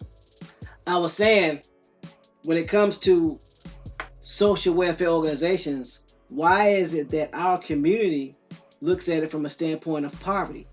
Because, when I first heard welfare or social welfare, I thought of WIC. I thought of food stamps. I thought of Planned Parenthood. Things that would normally happen in a hood or impoverished environment. Urban neighborhood. Urban neighborhood. But there are social welfare organizations in every form of neighborhood, whether it's poor or opulent. Doodoo, what he put in here real quick, Doodoo Vision put in repost, welfare, the health, happiness, and fortune of a person or group. Again, welfare is the health, happiness, and fortunes of a person or group. What y'all think welfare was when y'all heard it? It's what we was taught. It's what we was taught. It's what we was taught, and that's the problem. Going back to what Thomas said earlier, is that we were told certain things and we didn't ask questions on, okay, what does it mean? How does it apply? We was just told and ran with it. Doodle Vision says life, liberty, and pursuit of happiness is actually equals welfare. Yep. Copper Color Queen says, I will say this because I've heard it firsthand. The Israelites are against it because the government is based, but now I'm seeing it's there to help our people. Yeah, welfare is not about helping poor people. It's about helping all people. All people. Facts. It has nothing to do with your income base. That's the illusion. Society told y'all to believe that. The opposite, I believe. Yeah, because if you think about it, who dominates these social programs more? Us or the foreigners? Come on now, let's be honest. The foreigners. They're the main receivers of these social programs. They're the main benefactors of it. Not because it's rigged that way. So let's throw that whole premise away. It has nothing to do that it's rigged that way. They're the main benefactors of it because they're applying it.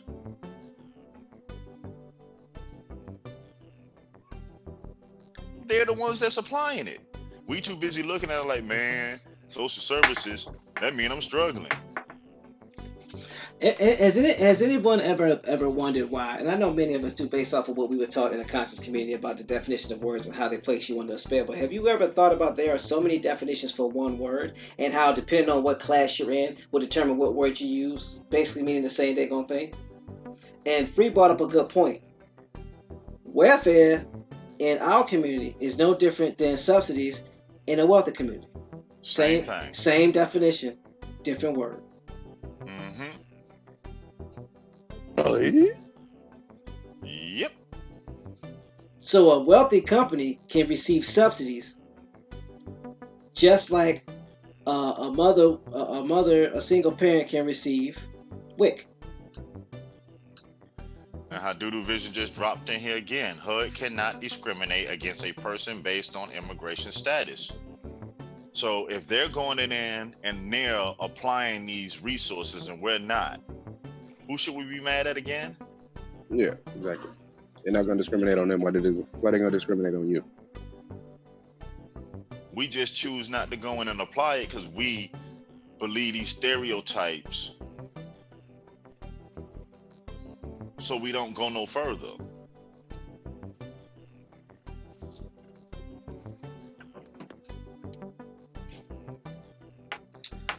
My. Without the Johnny Gill. So again, we have to stop looking at the definition based on what we were taught or what somebody gives us, and start looking at the way other people look at that definition and the way they use it. And I'm not saying to be like them. I'm saying so that we can actually take advantage of the things that they take advantage of, because the same programs that are available in other organizations and communities are available to us. Yep. Same programs. Grand Rising Durant. Peace Durant. So we that just was on 5-0. We just on 4. We just on 4. Yep, we just on 501c4. And 4, you learned that nonprofit organizations can influence elections and have political influence.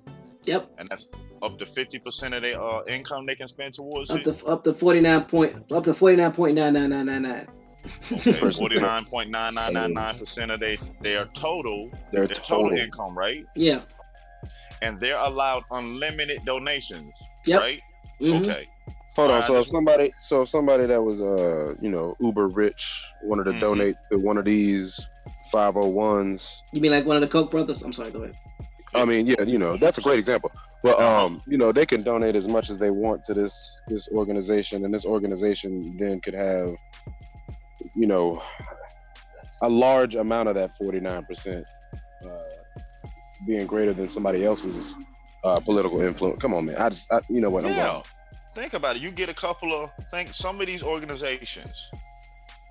You could take the Koch brothers organization. Think about it. They're bringing in close to $1 billion in donations, so they can spend 49.999% of that on an election. Hold up, man. Hold it now. Didn't we talk about you remember I posted that video a while back about the 30% change? Yeah, that if 30%. If 30% of us started getting on code and learning how to apply this, That's your shift right there. Only takes 30%. You can shift an election and with just 30% of the people voting. 30% of us. If 30% of us got on code, shift the whole election. Man, all right. You were saying, Thomas. I mean, no, this is great information. And again, this information is available for you to dissect it, look it up, dispute it, debunk it, do whatever you need with it. Do not take our words for it. We're just giving you, providing you information from a Wikipedia page. Nino, yeah, it's utility grants in all cities. See, some people know about them, and those also, over time, got bad names on them. That to where people go in particular areas because the median income meets a particular, you even saying it's under a particular line. It allows them to get utility grants. Yes, it is. But people are not going to their local municipalities and not participating. They'll never have any idea about it. The rant said if we don't buy and consume their products and services, they cannot run properly. So the rant, I'm gonna caveat that if the organization is providing a service to our people, they're being funded. So they may not be able to run properly, but we won't be able to run them out of business.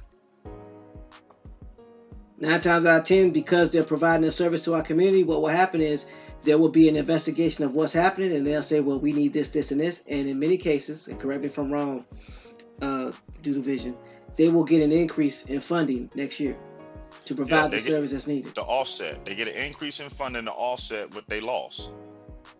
Because you have to realize these individuals are getting grants for providing services in these communities. It has nothing to do about the consumption rate of anything. We don't have to consume anything. They still gonna get the funds.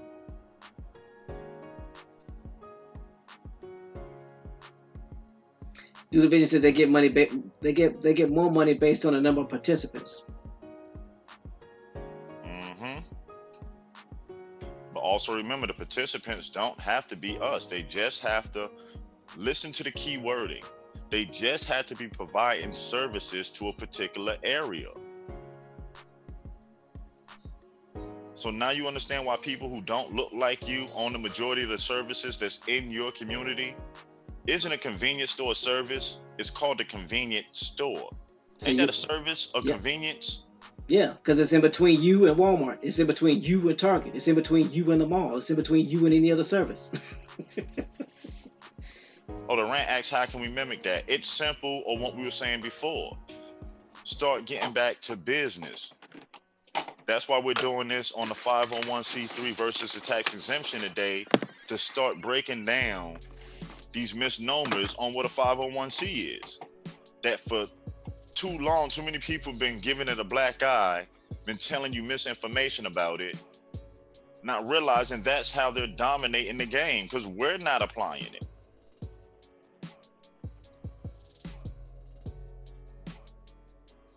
What we said, 1968, Fair Housing Act, HUD Section 3.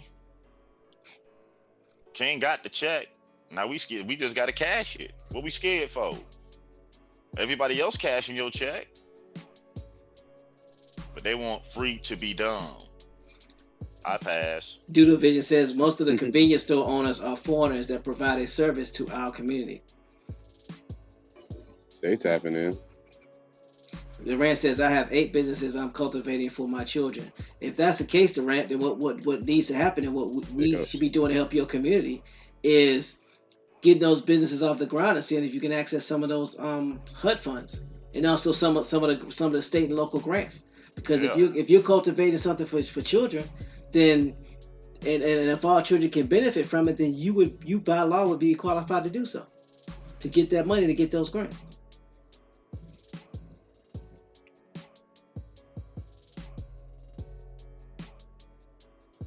Like I said, if we want to change our condition, the mechanisms are there. We just have to stop listening to people telling us not to participate. And they can't show you proof on why not participating is a benefit and how it benefits. When you're seeing how You benefit by participating.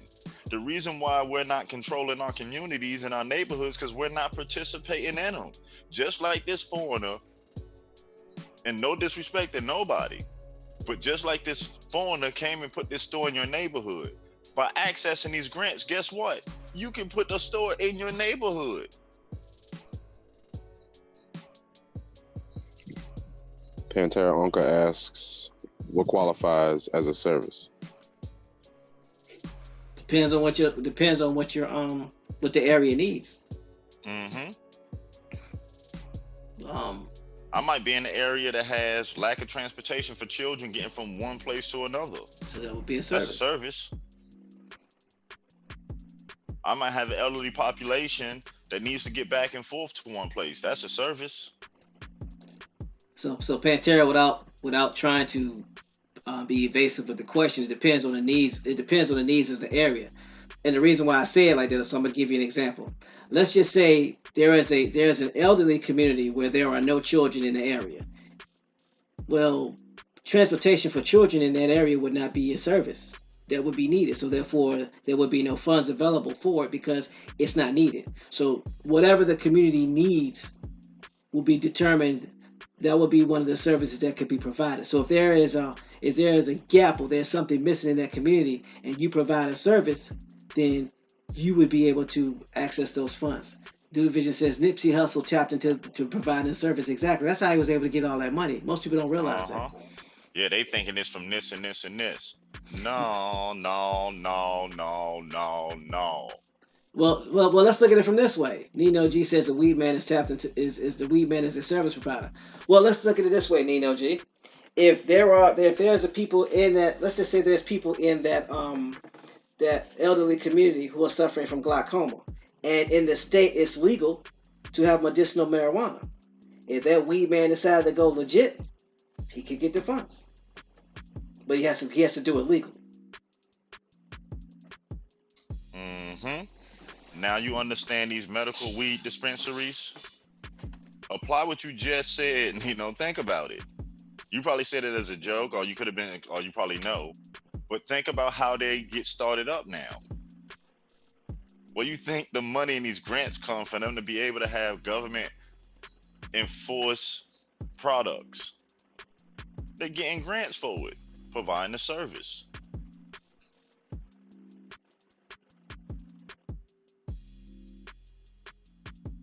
Duran says, errands for the elderly. We could do this on every state where we are in. I've been doing this for 3 years. Exactly.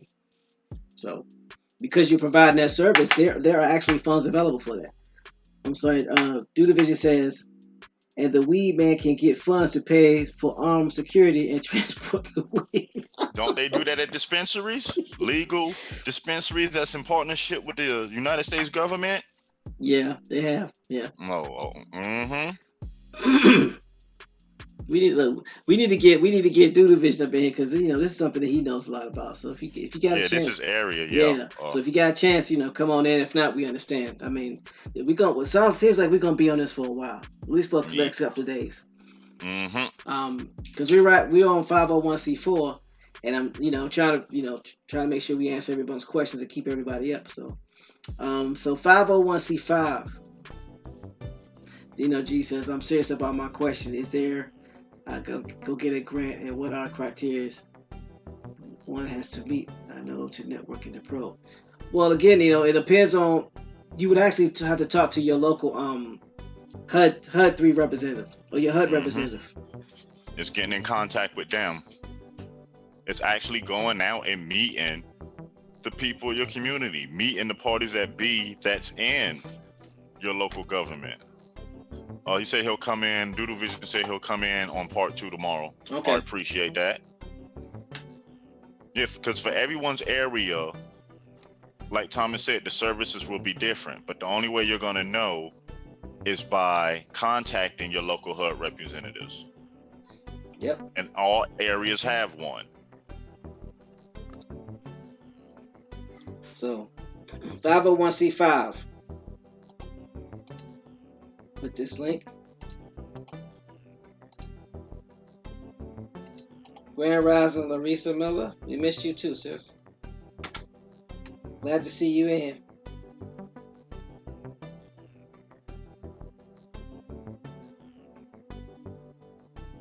What HUD is an acronym that stands for what? Housing Urban Development. But really, it was under PIH, PIH. Public Indian Housing. All they did was switch the name over time, but it's originally PIH, Public Indian Housing. That's what King marched for. That's what King marched for. That's what the Fair Housing Act was about. You can also read it for yourself. It's there on the HUD.gov website. It's public info. What's a HUD code? And so ain't no HUD code. So what's a HUD code, man? You can't keep saying that. Man. You brought up something, Bones, that is very important because this goes back to critical thinking and indoctrination. So think about this. Yep. If you are an American Indian living on a reservation, if you are a Native American living on a reservation, would you need public housing? Need access to a public housing code? Public Indian Housing Code. Yes, you would. Would you? Depends on the situation of the reservation. And my point is, think about this. The reason why I say this is because public Indian housing is off reservation. There are actually, because think about it, because as we were taught, there is actual funds and grants for individuals who are registered as Indians or Native Americans that they can actually access on reservation. So you have two types of funding. You have funding for those Native Americans who are on reservations, but you also have funding for those American Indians who are not on reservations. And didn't they turn it as urban Indian development? Oh, okay. I'm just checking. Urban. So I'm saying that because I want people. We need people to critically think about something. If it's called public Indian housing, but the Native Americans live on reservations and already have a house, who is this for? Who's it for now? Oh my God, man! Who lives in HUD housing? Who's in these HUD housing? Who's in these HUD housings? Come on now. I'm gonna say that again. Can you repeat that with the same? If it's called public Indian housing, and Native Americans live on a reservation where they already have houses, who are these codes for? How Dudu said it, those Indians that got pushed off their land and didn't go to the reservation. So I'm not saying this to be disparaging, so please don't take it this way, because it's all about breaking the spell of indoctrination because we're not paying attention to the words that's used. It's not called PAH, Public Aboriginal Housing. Nope.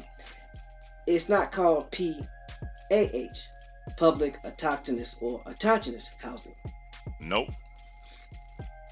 It's not called PFH, Public First Indian Housing.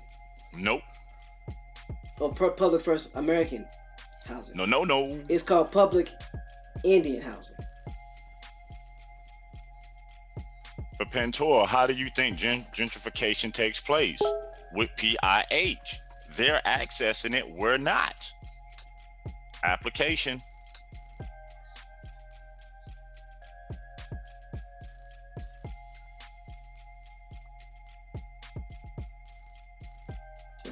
I wanted people to think about it because you brought up a very good point, Bones, about public Indian housing. Dude said y'all gonna make me pull over and dial in. Look. Hopefully because we saying something right and not wrong. Now, if we saying something wrong, that's cool too. But I don't want no smoke. Yeah, I know, right? LJ Free says the ghetto, talking about the ghetto, but it doesn't stop there. Oh no, it does not stop there. Dude says we are on point. Okay. Yeah, and so again, which goes back to, this is not something we want you to take our word for. We want you to do the research. But what we're talking about, we're actually in the process of doing. We're actually in the process of getting these things in order so we can take advantage and help your communities take advantage.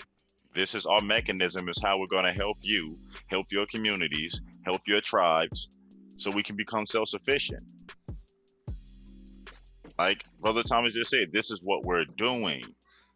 The application of this and bringing it back to our communities. We're not just telling you about it. Aren't we a 50? Don't we fall under a 501c? Yep. Oh, okay. Copper Color Queen says, I just texted my sister this info. Her reaction was, what? Okay. Man. So 501c5. It says also see Buckley versus Vallejo. 501c5 organization is a labor organization, an agricultural organization, or a horticultural organization. Labor unions, county fairs, and flower societies are examples of these types of groups. Labor union organizations were a primary benefactor of this organization type dating to the 19th century, according to the Internal Revenue Code Service. A 501c5 organization has a duty of providing services to its members first. The organization's benefits may not inure to a specific member, but the rules for the inurement are among 3 different types of organizations under this segment. 501c5 organization can make unlimited corporate, individual, or union contributions.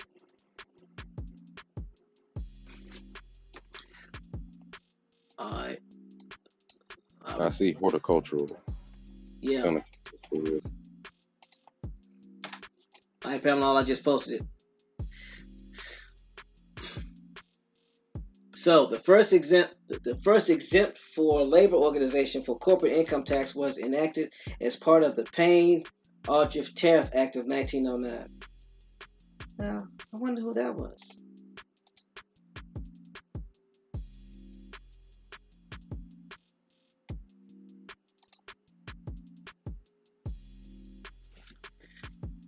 Payne-Aldrich Tariff Act of 1909. Named for Representative Sereno E. Payne, the New York Republican, and Senator Nelson W. Aldrich, a Rhode Island Republican, began in the United States House of Representatives a bill raising certain tariffs on goods entering the United States. The high rates angered Republican reformers and led to a deep split in the Republican Party. President William Howard Taft called Congress into special session in 1909, shortly after his inauguration, to discuss this issue. Thus, the House of Representatives immediately passed a tariff bill sponsored by Payne, calling for reduced tariffs. However, the United States Senate speedily substituted a bill by which Aldrich calling for fewer reductions and more increases in tariffs. It was the first change in the tariff law since the Dingley Act in 1897. An additional provision of the bill provided for the creation of a tariff board to study the problem of tariff modification in full and to collect information on the subject of the use of Congress and the President in the future tariff considerations. Another provision allowed for free trade with the Philippines, then under the American control. Congress passed the bill officially on April 9th, 1909. So why would individuals have an issue with tariffs? Okay, let me ask a question more fairly. Why would immigrants of the United States have an issue with tariffs?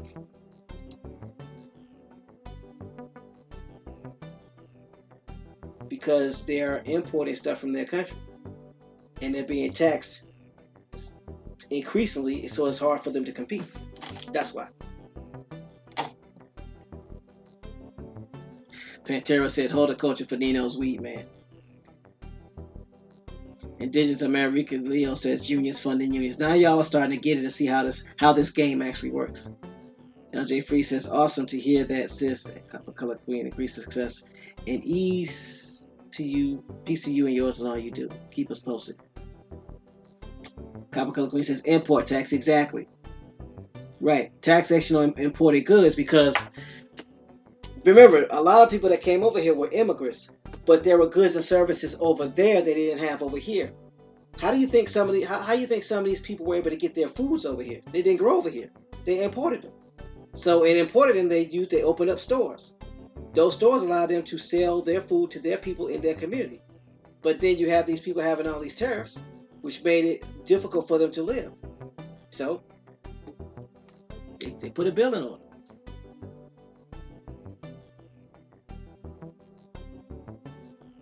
Exactly. Free says more for them to pay as they make the most of their connections to both lands. Exactly.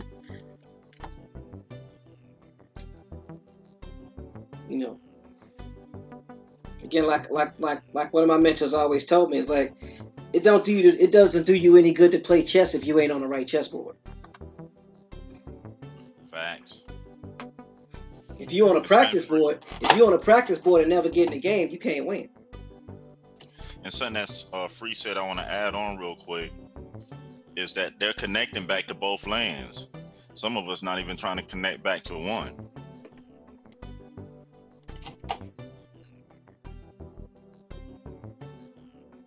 So let's look at some of the contributions and activities of 501c5s. Remember, they have the same abilities to contribute as a 501c4 and a 501c6. They are allowed to attempt to influence legislation that is related to the common union interests of its members. ACLU comes into mind. The teacher union comes into mind. Free says, y'all wonder why people look at us crazy while we're doing commerce in their store. They can't comprehend how we don't know how to play our own game. Exactly. Doodle Vision says University of North Texas and other organizations have used 501c5s to snatch up his highly for black drink. Yeah. Special interest groups is what a 501c5 actually breaks down to.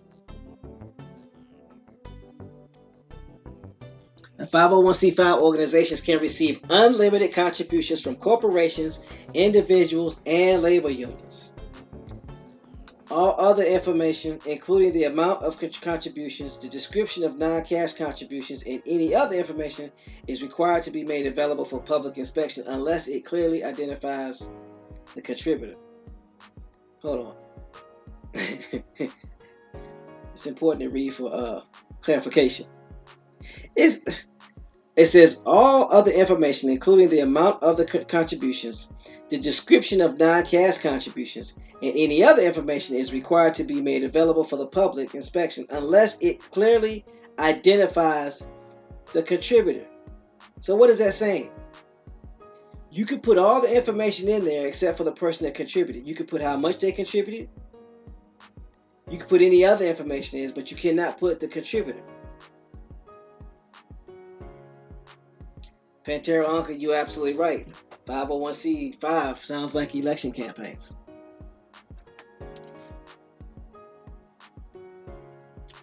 A union membership dues to a 501c5 organizations are generally and ordinarily a necessary business expense. The members' dues are tax deductible in full unless a substantial part of the 501c5 organization's activities consist of a political activity, in which case a tax deduction is allowed only for the portion of the membership dues that are for other activities. Right, Doodle Vision says they have to remain anonymous. So let me read this part again so people can understand why operating as an individual and not a business is not beneficial to you. But I understand why people do it. Union membership dues of a 501c5 organization are generally an ordinary and necessary business expense.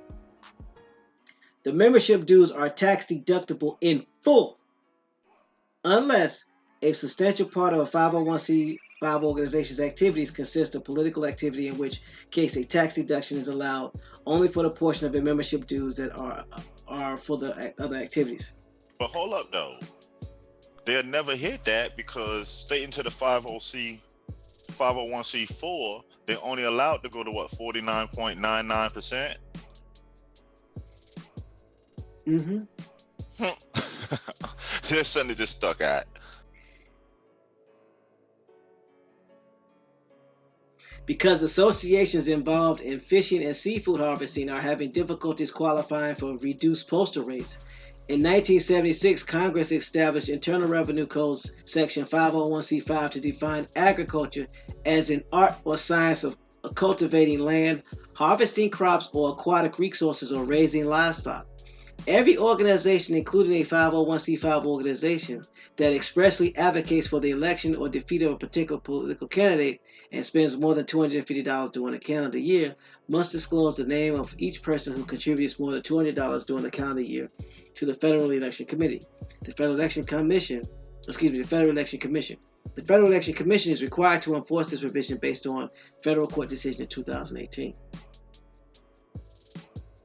So when we see them farm ads, them agricultural ads for president, that man, you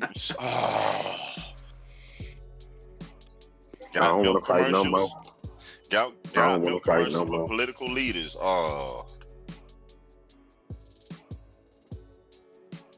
That's politics and agriculture. Mm-hmm. It would make sense why these political leaders always go into these farms and stuff on camera now. Why you look at a lot of these town hall meetings, the majority of them that displayed are the ones going out to corn area and everything. Mm-hmm. Man, oh man. Hey, where them backhoes at? Let's go. I mean,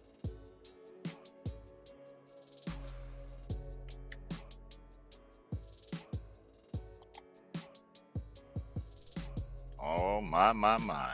ooh, I'm gonna go back up. It says where it talks about being able to attempt to influence legislation. Let's look at an example of that. Oh, that man done bought that backhoe. He done found something over here. We need a team over here. Come on. I'm about to put the link in for those that wanna. He dropping a link. We need to get a team on this one, y'all. Come on, don't leave him hanging there. He said he done found a whopper. Free says school should be like this. Well, the reason why school ain't like this is because they don't allow you to ask questions, Free. So we want you to ask questions. Lobbying in the United States describes paid activity in which special interests hire well-connected professional advocates, often lawyers, to argue for specific legislation and decision-making bodies such as the United States Congress. It is a highly controversial phenomenon, often seen in a negative light by journalists and the American public, with some critics describing it as a legal form of bribery or extortion. While lobbying is subject to extensive and often complex rules, which if not followed can lead to penalties including jail, the activity of lobbying has been interpreted by court rulings as constitutionally protected free speech and a way to petition the governor for the redress of grievances of the freedoms protected by the First Amendment of the Constitution since the 1970s. Lobbying activity has grown immensely in the United States in terms of the numbers of lobbyists and the size of lobbying budgets, and has become the focus of much criticism of American governance. I'm going to rewind this because there is something critical that needs to be heard. I'm glad you just said that, because I'm going to let you rewind it first before I say anything else. I'm on mute. So, it states,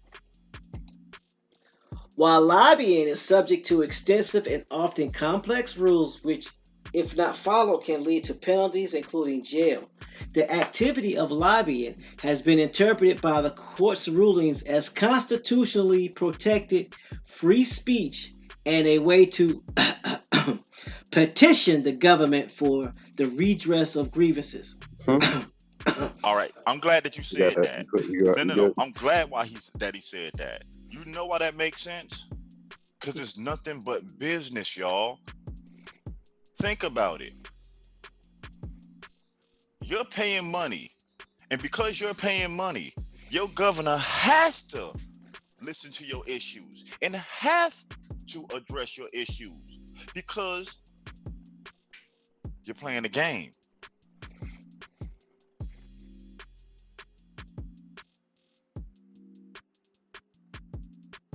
I'll read it again. Influence. But nonprofits can't have political influence though. Man told me that. I ain't talking about the flu. The activity of lobbying has been interpreted by court rulings as constitutionally protected free speech and a way to petition the government for the redress of grievances. Two other freedoms protected by the First Amendment and the Constitution. Go ahead, Bones. The customer is always right. Does that make more sense now? Does that make more sense now, my relatives? I believe. It does. Because he who pays the bills has say so. And you wonder why these people have say so over policies and stuff that affect us. Because they're pooling their money and putting it back into the system, putting it in our neighborhoods, using us to finance the political means to keep us entrapped. Mm-hmm. Who to blame again? We are.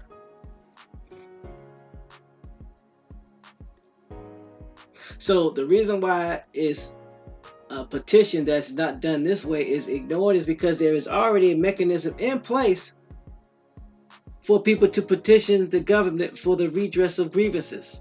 Hold on. Go ahead. I don't mean to cut you off.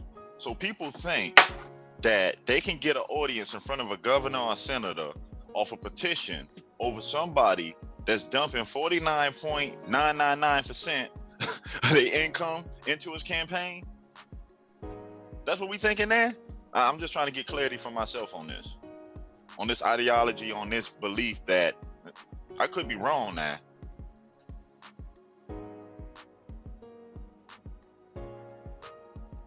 The New Division says the NRA will never lose against individuals. That's a fact.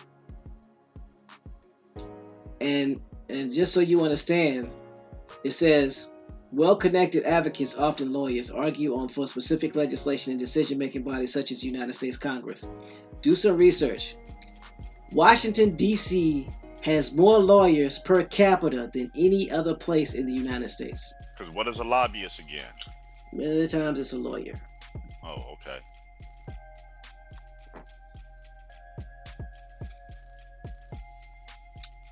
Since the 1970s, lobbying activity has grown immensely in the United States in terms of the number of lobbyists and size of lobbying budgets, and has become the focus of much criticism in American governance. Since lobbying rules require extensive disclosure, there is a large amount of information in the public sphere about which entities lobby, how, at whom, and for how much. I'm going to repeat that. Since lobbying rules require extensive disclosure, there is a large amount of information in the public sphere about which entities lobby, how, at whom, and how much. The current pattern suggests much lobbying is done primarily by corporations, although a wide variety, including federal, state, county, municipal, and even local governments in Washington, D.C. Lobbying usually targets members of Congress, although there have been efforts to influence executive agency officials as well as Supreme Court appointments. Lobbying can be an important influence of the political system. For example, a study in 2014 suggests that special interest lobbying enhanced the power of elite groups and has a factor shifting the nation's political structure toward an oligarchy in which average citizens have little or no independent influence. The number of lobbyists in Washington is estimated to be over 12,000, but most lobbying is handled by fewer than 300 firms with low turnover. A report in The Nation in 2014 suggests that while the number of 12,281 registered lobbyists has decreased since 2002, lobbying activity was increasing and going underground as lobbyists use increasingly sophisticated strategies to obscure their activity, aka 501c5, 501c4, and 501c6. In connection with the internet, a la 2008 Obama. You've seen the application of it. Analyst James A. Thurber estimated that the actual number of working lobbyists was close to 100,000 and that the industry brings in $9 billion annually. Lobbying has been the subject of academic inquiry in various fields including law, public policy, economics, and even market strategy. Hold on, you said $9 billion annually. Yeah. So that means they're allowed to spend up to 49.999. How many nines you want to put down there annually into political influence?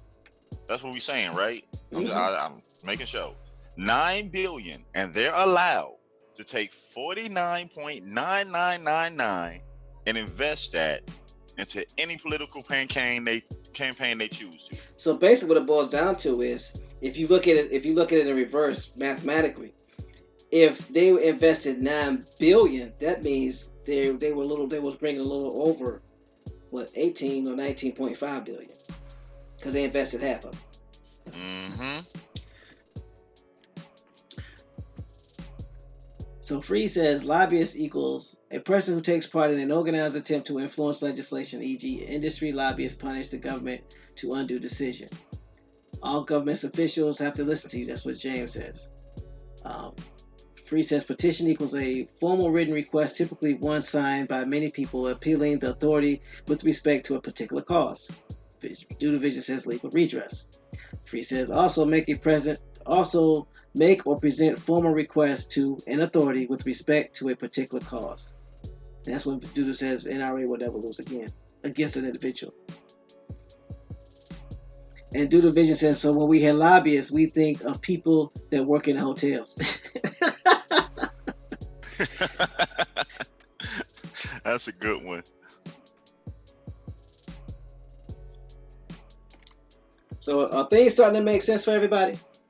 Maybe a little bit. Let us know if you're still here now. Put some ones up if you're still here. Let us know if we are moving too fast and we leaving you behind now. We ain't trying to leave nobody. Or if something that we said is incorrect, I mean, or needs to be addressed or needs to be challenged. I mean, yeah, let us know.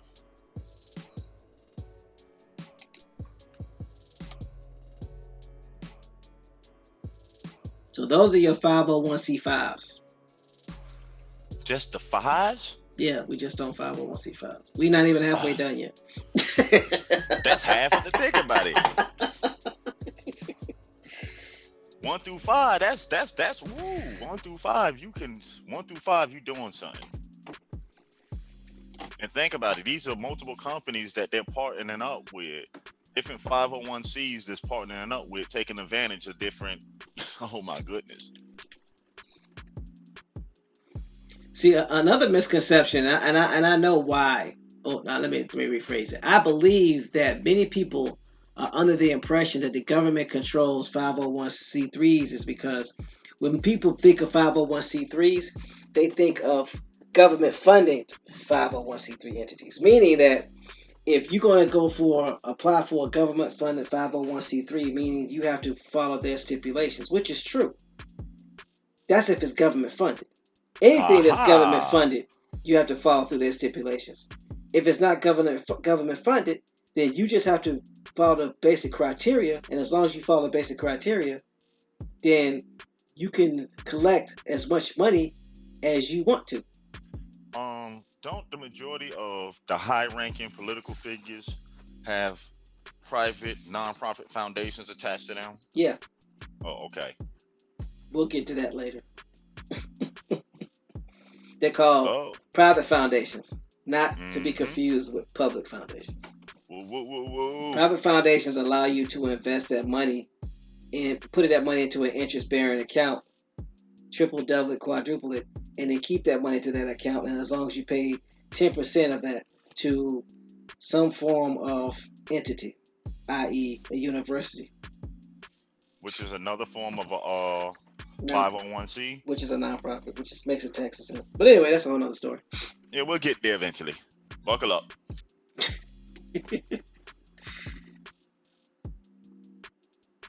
So 501c5s also have the ability to influence legislation. Doodle Vision says the United Way used to make employees at corporations make at least $1 contribution.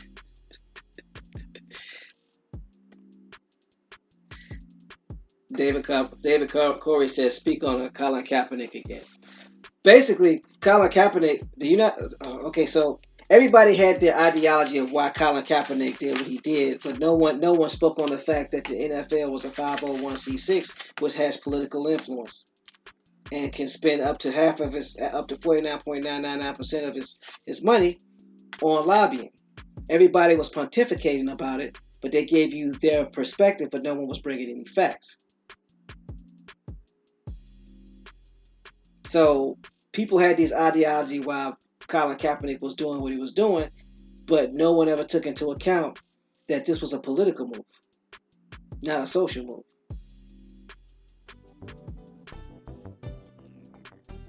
And if if you know anything about marketing,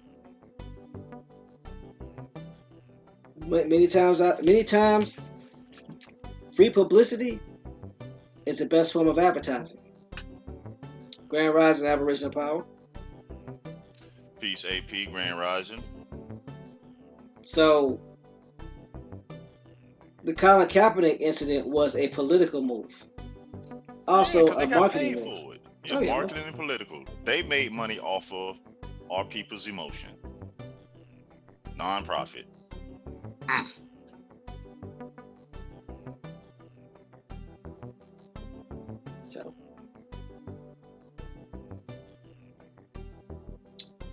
So where are we at? 501c5. We're leaving the 501c5 and we're talking about the 501c6. Let's see what we're going to Which find was a here great now. segue because the NFL There's a is a 501c6. 501c6.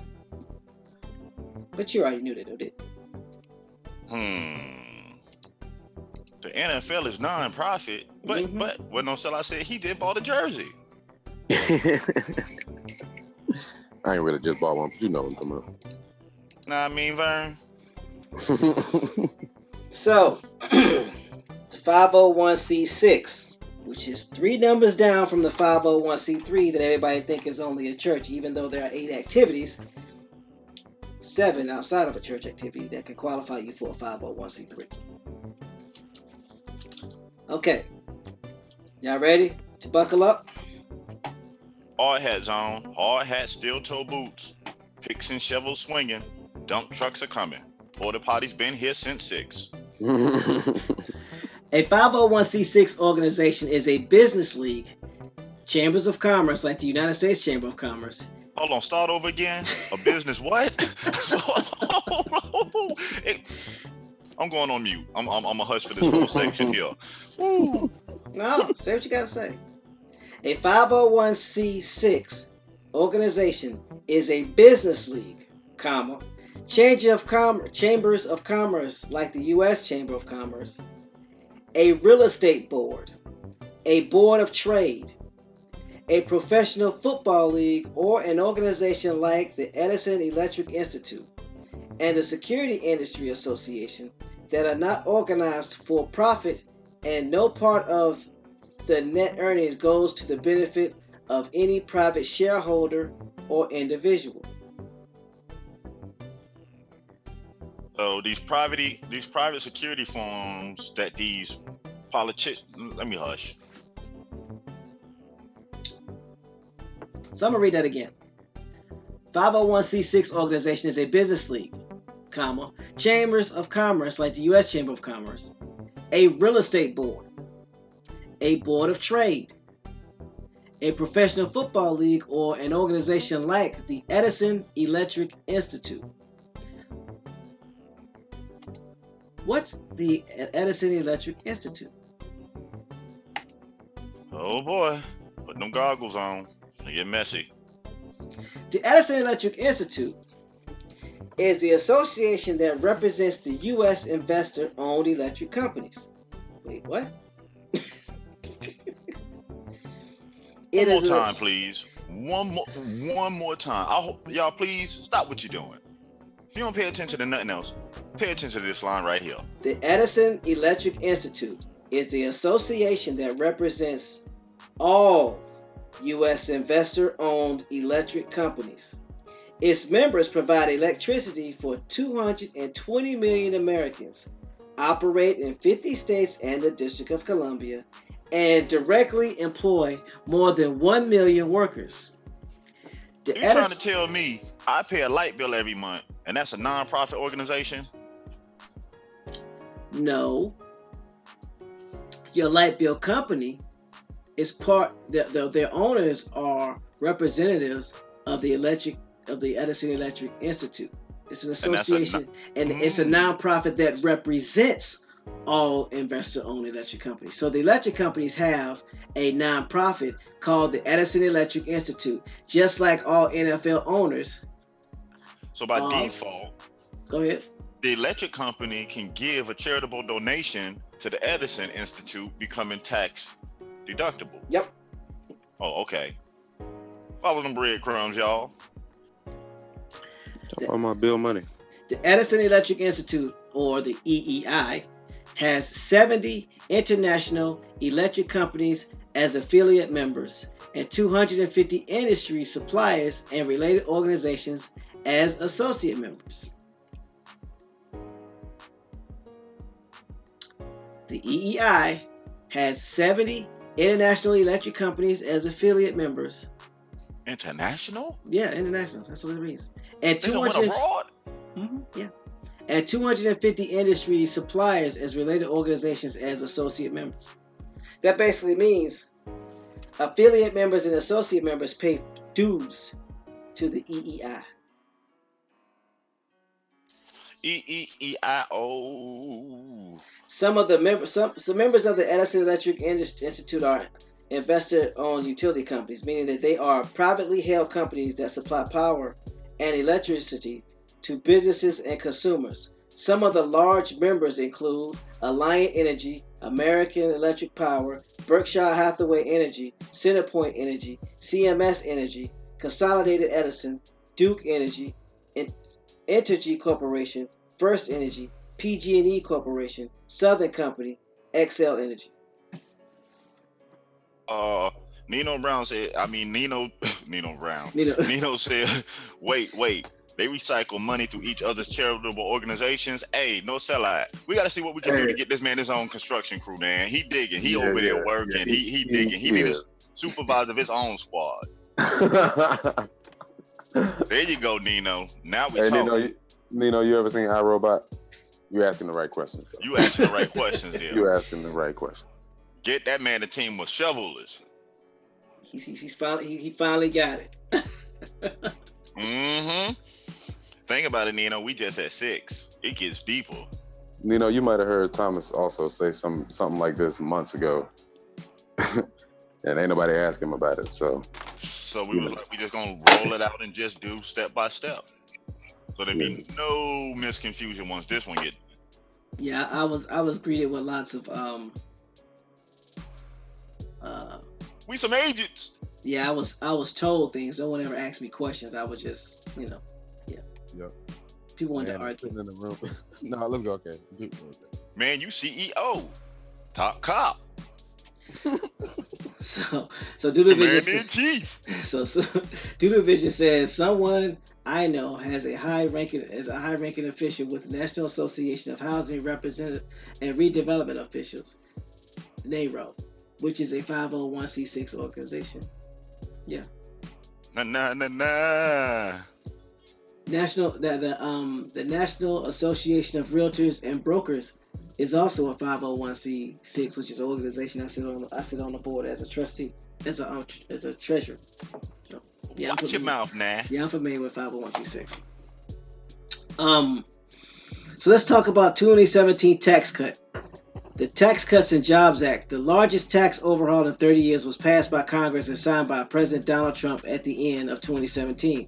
The legislation has several provisions that benefit the electric industry, maintaining the federal income tax deduction for interest expenses for regulated electric companies, maintaining the federal income tax deduction for state and local taxes, and providing for the continuation of normalization, including addressing excesses, deferred taxes resulting from a reduction in the tax rate, meaning that companies that actually were involved or had dealings with electric companies had a significant tax break. What? Hold on. So why they charge me extra money doing a hurricane and they got to repair some stuff? Huh? Because we don't ask the right questions. Man. Nino says maybe, but it's literally common sense with this breakdown. Nino, this breakdown is actually in Wikipedia. Yeah, this is Wikipedia. This all I'm reading from is Wikipedia. And just giving you examples of companies, which is something that anybody that knows anything about business, so I'm not doing anything special. I'm just taking the time to do it. What? We know business?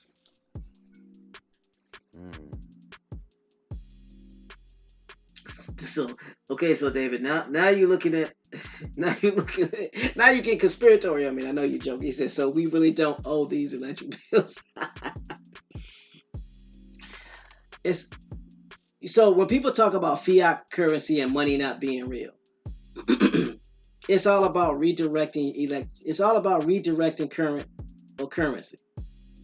Yep. How you redirect currency will determine how fast it comes back to you, or how fast, if ever, it comes back. Bingo. Have you asked what your money can do for you lately?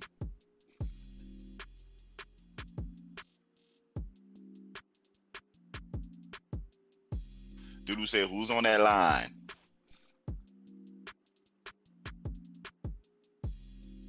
Yeah.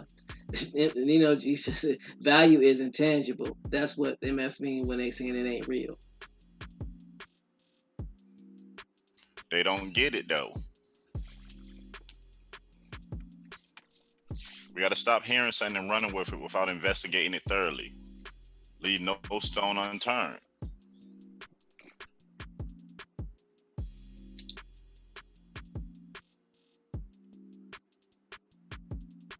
So let's look at electric vehicles. On June 8, 2015. Oh, nah. On June 5th, 2015, Energy Security Ernest Moniz and Edison Electric Institute signed a memorandum of understanding regarding plug-in electric vehicles. The MOU sets up a collaboration between the government and EEI to make PEVs by the year 2020 as affordable as regular gas-powered vehicles, where in 2012 the Department of Energy runs an initiative called the EV Everywhere Grand Challenge, which put forth the 2022 affordability goal. The program coincides with the popularity of the electric vehicle sales, which have increased by 128%, 128% between 2012 and 2014. EEI runs a program called the Employee PEV Engagement Initiative. The goal is to increase electric vehicle readiness, especially in the workplace. According to the Department of Energy, C.A.B. Brandt, Federal Chief Sustainability Officer in the White House Council of Environment Equality, said, today's memorandum of understanding with the nation's electric power industry allows the Department of Energy to tap into the experience and scale of an industry that is truly leading the way in moving the electric vehicle market forward. In pursuing the initiative, EEI and DOE will work with other federal agencies, including the Department of Transportation, General Service Administration, Council of Environmental Equality, and the White House. So why did the government get involved in electric vehicles again? Because the EEI is a lobbying entity. Anybody ever seen that documentary, Who Killed the Electric Vehicles? It's actually pretty good. They're pretty deep. It ties in on what Hummus just read. Ties it in completely. You might want to check it out. Take a peek.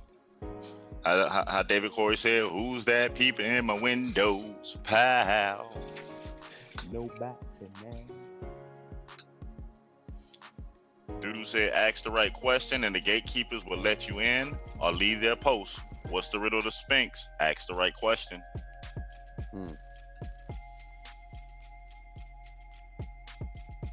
Indigenous American said 501c6 holding the lands. That's who we target. It's a little bit deeper than that, Indigenous American Leo, but you on the right path. Facts, Nino. There was no money in it, but now these C4 courts promoting it, and now there's money in it. Yeah, it was a service. All they had to do is invent a community and now provide the service. Mm-hmm. Same way how the government did with the internet. Oh, oops, am I saying too much? Mm-hmm. In order for you to service a need, people have to be aware that there is a need. So you create a need. Once you create a need, then now you provide the service for it, and then you get paid. Oh, we need to promote that, man, the project manager. Nino said they're creating markets and exploding them. Yeah, they create the markets and explode them. They had a lobbyist to do it. And the lobbyists are lawyers that's representing companies that have a profit line that they're trying to maintain or achieve.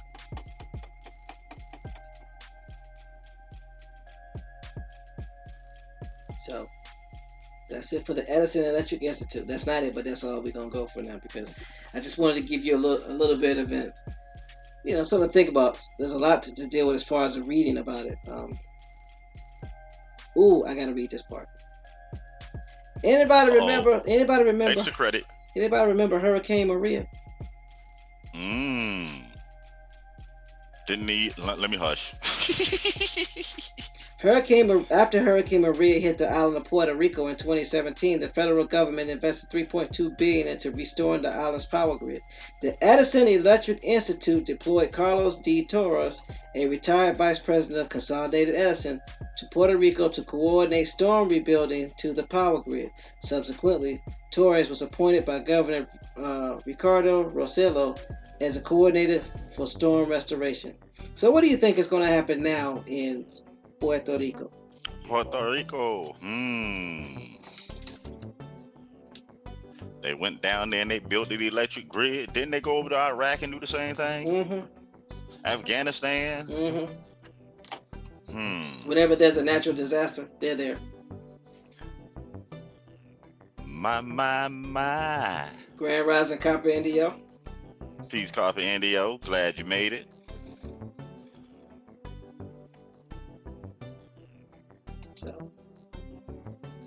So 501c6 qualifications for exemption. A business league may qualify if it is an association of persons having a common business interest whose purpose. Go ahead. NFL, National Football League Association. Yeah, hey, that's the tagline. Oh, okay, yeah. Just checking. I'm sorry, I didn't mean the interruption. Television said Puerto Rico, And David Corey said NBA. Now y'all starting to get it. A business league may qualify if it is an association of persons having a common business interest whose purpose is to promote the common business interest and whose activities improve business conditions rather than actually conduct the business itself.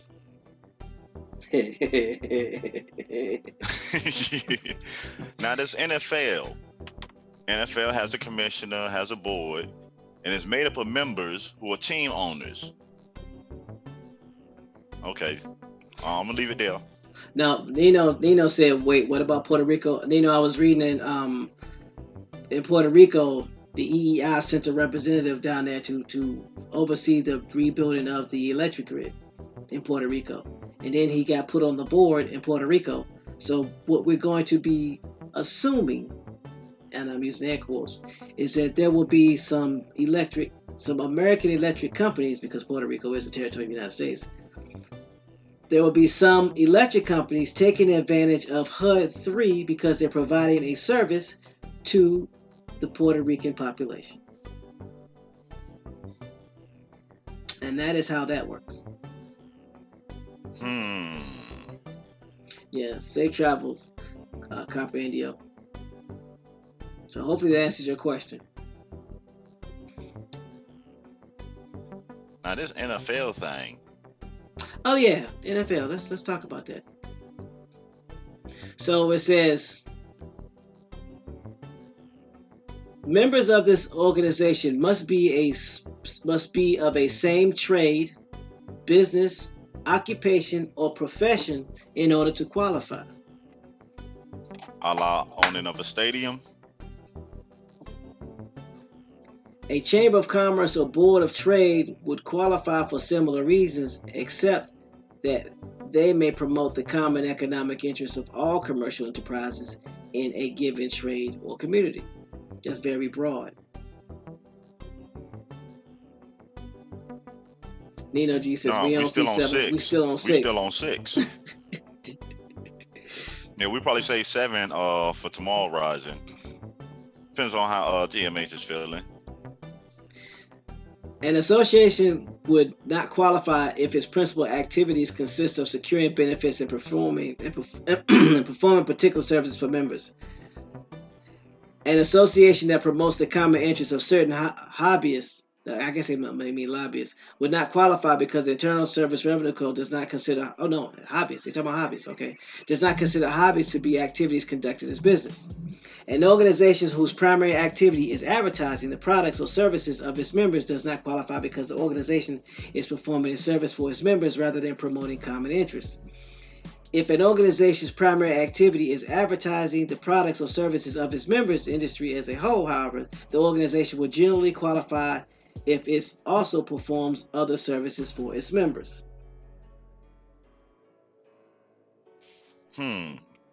Maybe somebody should look up, not today, but one day, these TV deals with the NFL.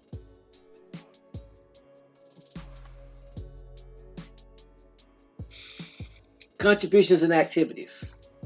Remember, a 501c6 is allowed to attempt to influence legislation. So that means the NFL is allowed to attempt to influence the NFL. Man, what you talking about, man? Mike said nonprofits can't have political views or influence.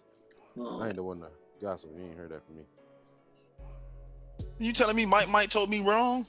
I'm telling you that according to the Internal Revenue codes, they can. Mike said he knew law though. Okay, I mean I know law too, but that don't mean I'm a lawyer, and that don't mean I'm right. I know Oprah, man. But Oprah don't know me. Anyway, Grand Rising, Born Free. Grand Rising, Born Free. Glad you can make it out. We're gonna do our best to keep putting this information out and showing people how to apply it. That's all we can do, doing our part.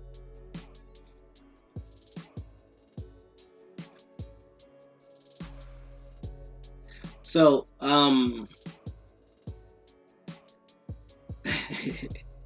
so again, the 501c6 organizations are allowed to attempt to influence the legislation that is related to the common business interests of its members. So that means the NFL can attempt to influence legislation because it is a 501c6. And it may receive unlimited contributions from corporations, individuals, and labor unions. And they're allowed to invest up to 49.999% of their total income. What's the NFL? $13 billion a season? Wow. Right. Copper says, great analogy. People have to vet these things before they throw their belief behind them. Exactly.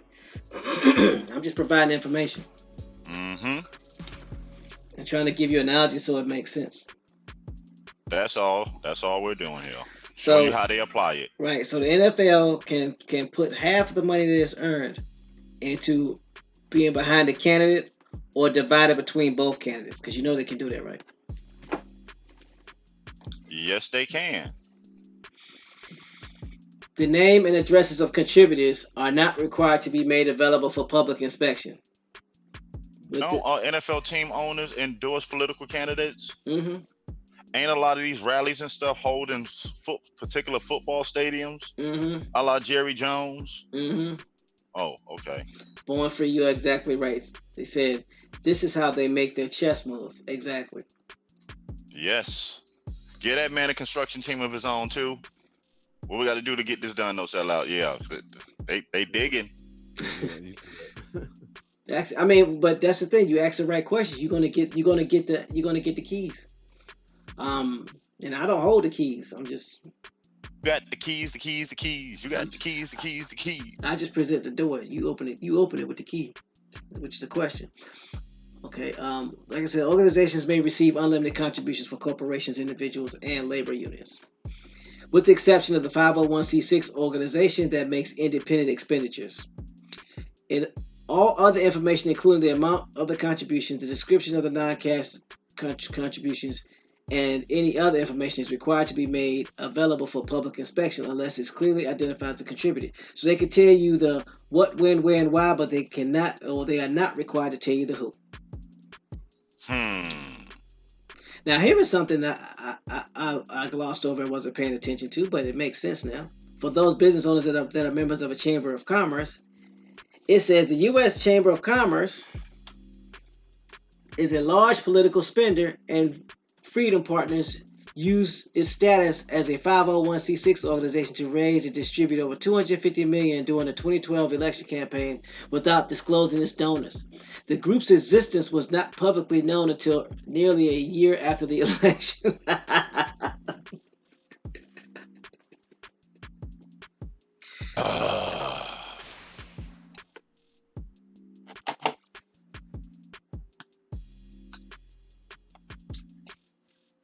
So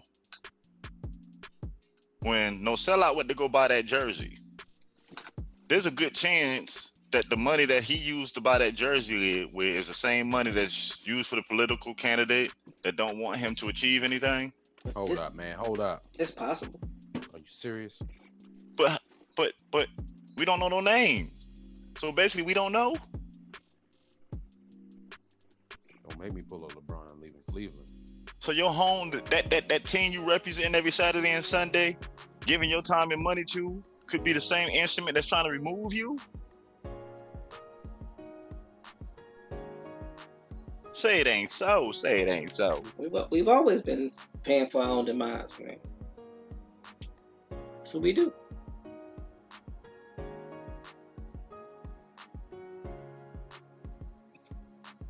David Corey says, man, where I find y'all can't be this damn intelligent. And then Free says, this is what happens when autochthonous minds assemble themselves and the right questions are asked by the right people. That's it. I mean, I'm only reading, y'all asking the questions, and then we're just expounding on it together. We're learning together. David Corey said, man, take that jersey back, man. Okay, so let's read a little further. Let's do a little bit more digging, shall we?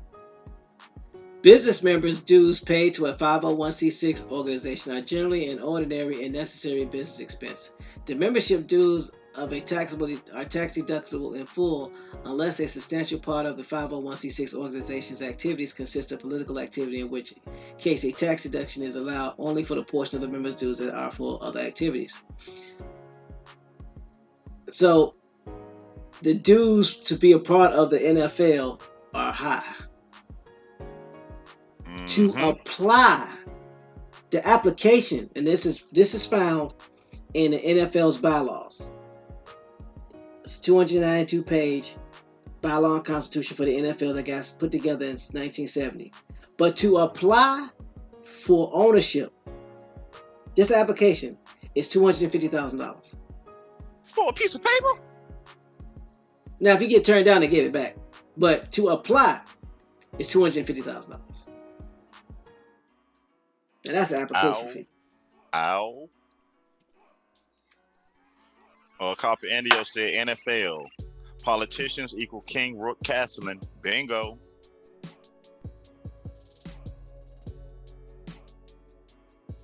That is a great analogy. That's awesome. Mm-hmm.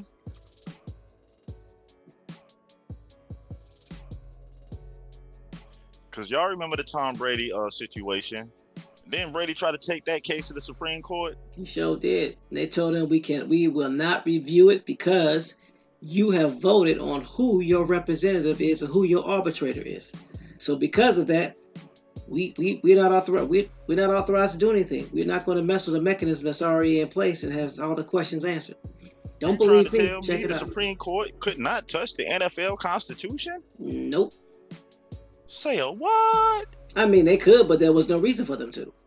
And the reason why that's important for people that claim that they understand law, because now it's a case study, which means if your Constitution is airtight and there is a situation where the arbitration goes in your favor and somebody in your organization decides to take you to court, you can now cite that case if it is similar. Shut the front door. Woo, woo, woo, woo.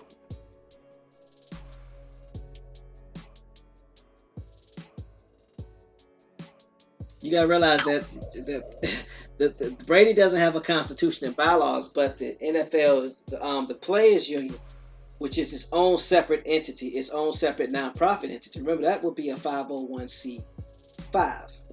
Yep, the NFL Players Union is a 501c5.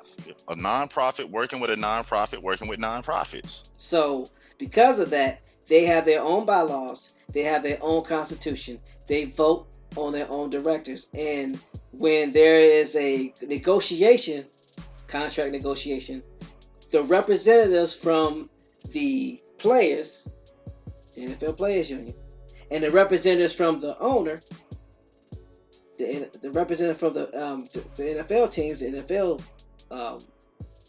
owners, come together to negotiate a contract.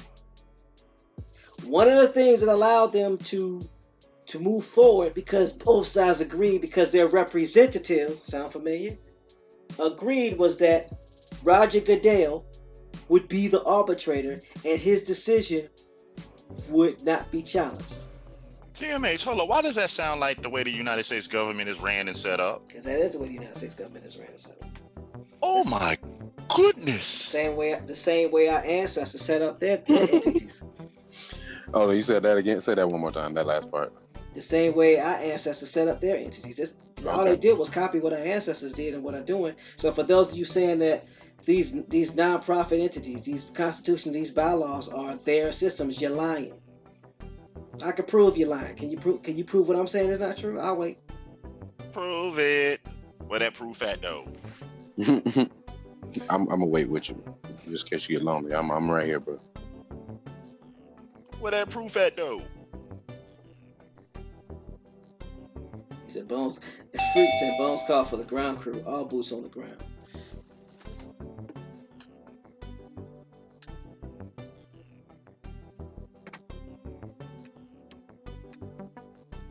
Cool. So,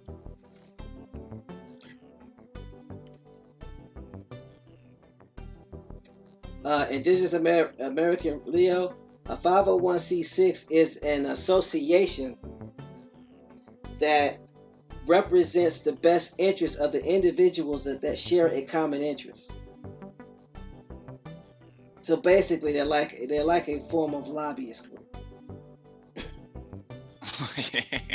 And y'all thought they playing football. So they're not necessarily an investment group. They are a representative of the groups that exist that speak on their behalf when it comes to certain things that they deem as important based off of their vote.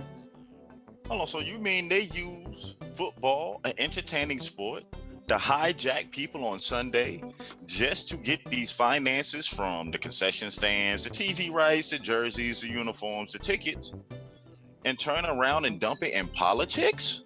Yep. Oh my. Man, is that why we ain't winning no elections? Ain't fighting fair. Oh no, I guess they are. We just ain't. We not using Hey, the listen, We mechanism. not fighting. We ain't fighting. We laying down. We too busy on Sunday. Get that touchdown! Yay! Ice cold drink, peanuts, hot dog. Let me get another jersey. And still hating on us. Free says, aha. Hi. There's the spoon. Pamela says at TMH, I just said scamming. Pamela, scamming is such a harsh word.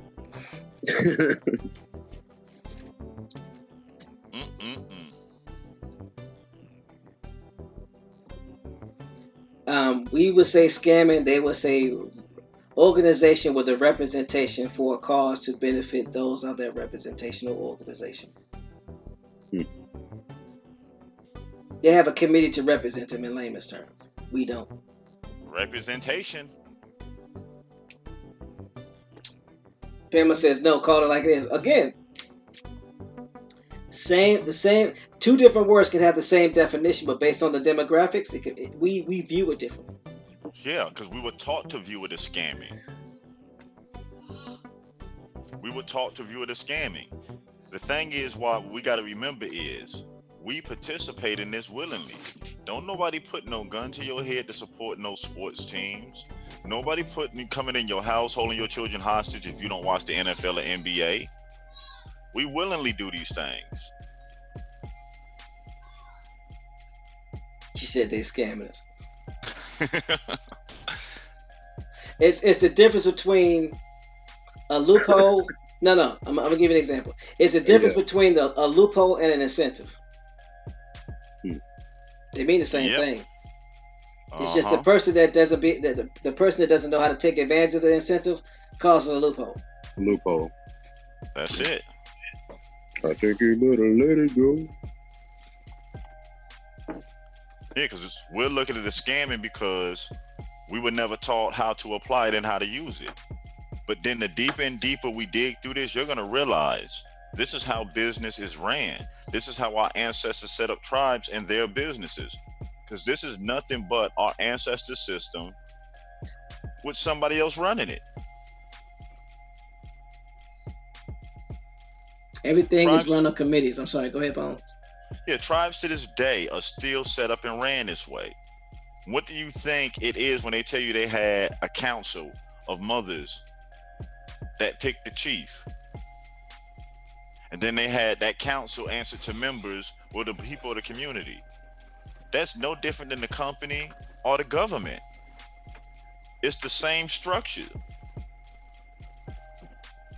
We just over time forgot the application of our own devices.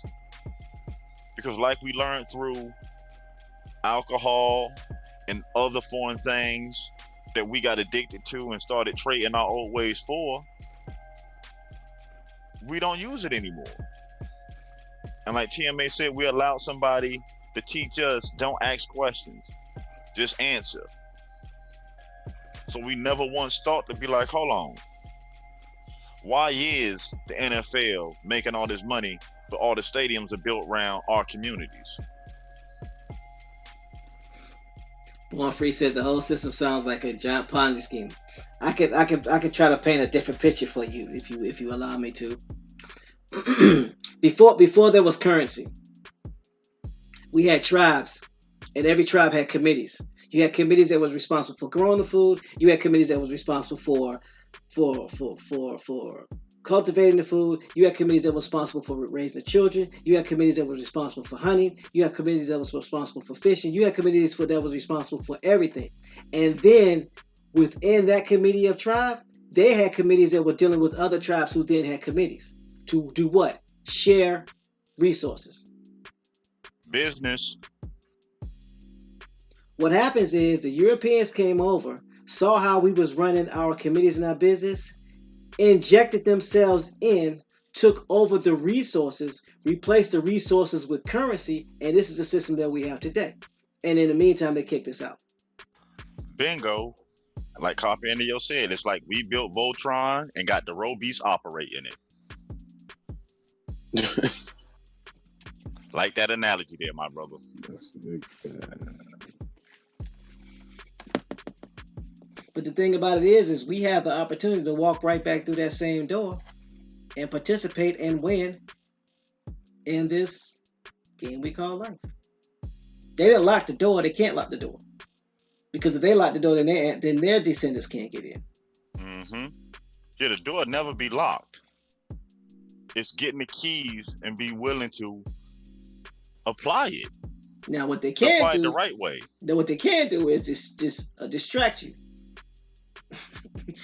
They can distract you. They can inundate you with a lot of information.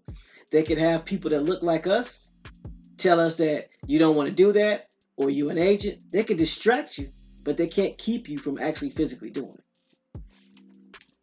Yeah, in Pebble Hall, that's what we're doing here.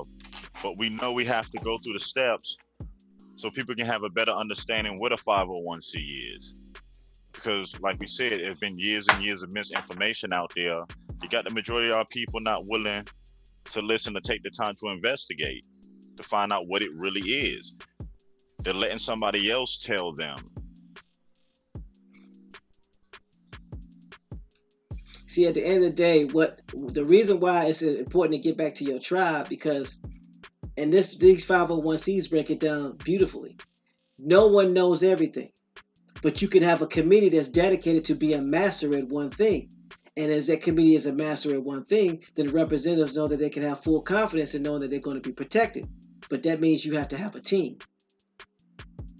So if you have a committee of lawyers, you have a committee of accountants, you have a committee of cooks, you have a committee of farmers, you have a committee of drivers, you have a committee of you name it, and they all come together and then they work together, and then that committee has representatives to deal with other committees so that they can negotiate and have deals.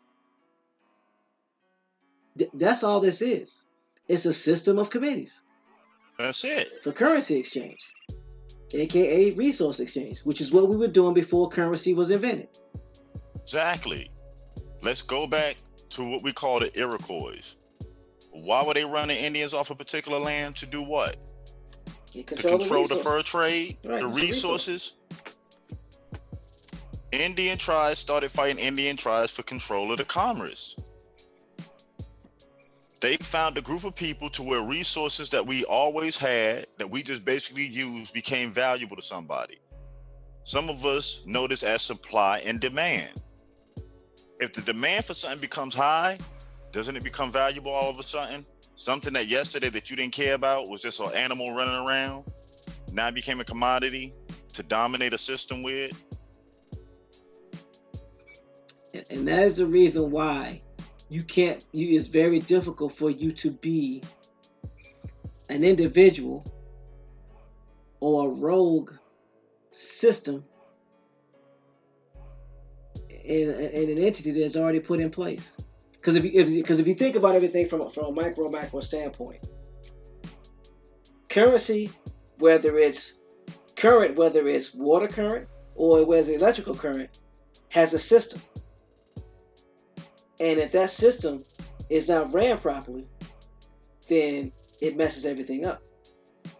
When you inject a foreign body into either electrical current or water current, i.e. a dam, or electricity, a short, what does it do? It messes up the whole system, right? And then that foreign object has to be what? Removed. Yep. How LJ Free just said it, all overseen by a president, a commander-in-chief, a CEO, micro, macro. Remember, the president of the United States title is a CEO. He's a chief executive. He's a chief executive operator, overseer, however you want to re-switch it. He is the CEO of our government, but he doesn't run our government. No. He has a board of directors, i.e. the House and the Senate. Come on now, it ain't that hard. Ain't the government made up of multiple committees? Mm-hmm. Arms committee, agricultural committee.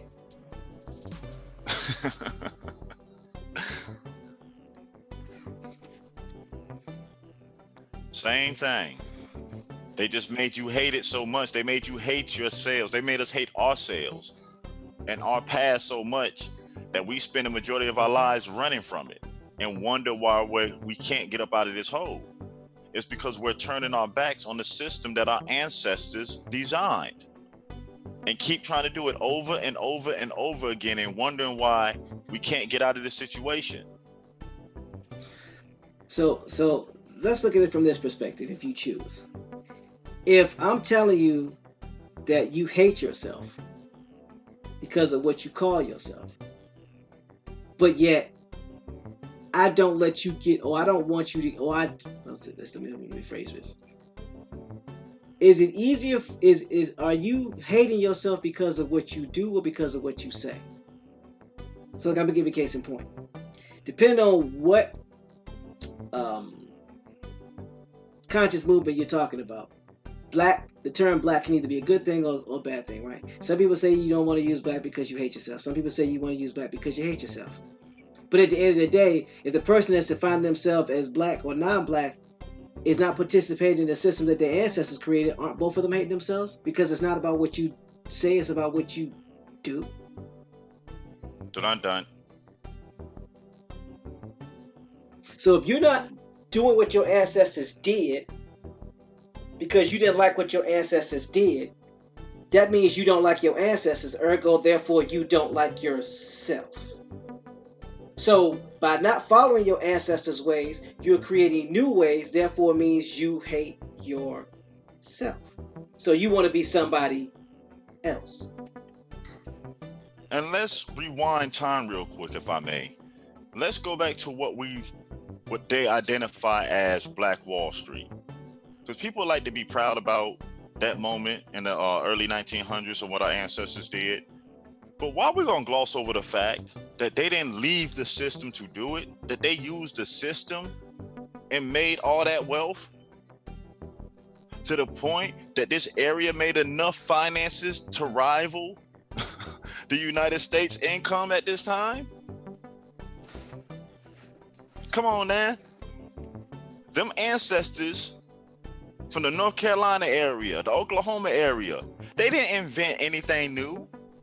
They used the same commerce system that our ancestors invented. Yeah, they had their own committees in their own towns. They had their tribes within their towns. They just relabeled. That's it. That's it. Think about it. They had bakers. They had seamstress providing services for themselves in their own community. They had investment groups, insurance companies, Bankers, agriculture departments.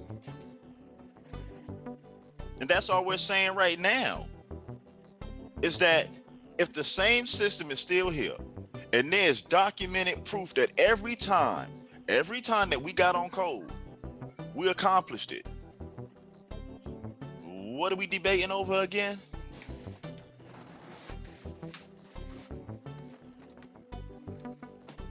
I don't know. It's a good question.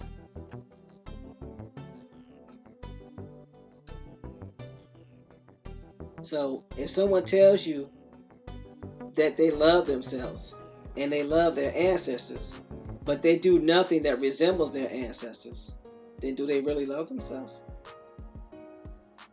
Case in point, because you know me, I like stuff simple. Yeah, to 'em. You know, I say my complexion is medium brown. I have what is described as curly hair, woolly hair, 9 ethers, you can say. I'm walking around telling everybody I love being melanated. I love being melanated, but yet and still I'm bleaching my skin and I'm straightening it. And I'm only associating with people that look like the people that I'm trying to physically emulate. But I'm telling you, I love myself. What are you going to believe? Are you going to believe what I say? Or are you going to believe what you see, which is what I'm doing? Man. We're going to be now. We're going to be. And see, here's the thing. It's easier for me to tell you what I'm doing if you can't see what I'm doing. Right? Because if I could tell you anything, but if you never see it, then I could be lying. Now, I could be telling the truth, but I could be lying. So if I'm telling you something, and I'm telling you what I'm doing, but I'm not showing you what I'm doing, and you're not asking questions about what I'm doing, how do you know what I'm doing?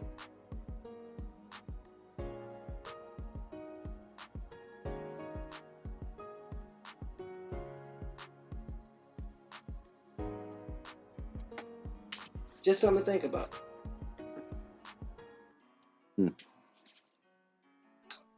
We must question everything and everyone. Period, point blank, in the discussion. That's the only way we're going to be able to get on code. And we must hold each other accountable. I don't care how long you've been doing what you're doing. I need some proof. How do I know it works? Where are the testimonials? Who can vouch for what you're saying? Who in your community knows you? Who in your community knows of you? These are basic questions that deserve answers. And if you got a problem with me asking for proof, then you're the problem. I'm sorry. That's just what it is. One more time. If you got a problem with me asking for proof, then you're the problem. Because our ancestors were a show and prove people.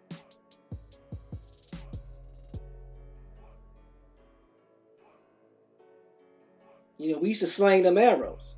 I can almost promise you that my ancestors didn't sit there talking about, yo, man, I could shoot a buffalo in the eye. And Prove it. a young Indian be like, "Oh, for real? I bet you someone asks, well, let's go do it. Where they at? Can you prove it?" Prove it. Man, I ain't gotta prove nothing. I've been here for 20 years. I done seen every buffalo there is. I can list every buffalo there is. No, you need to show me that you can shoot a buffalo in Shoot the eye it. since you opened Shoot your it. mouth. You Shoot did say you it. could shoot him in the eye, didn't you? Mm-hmm.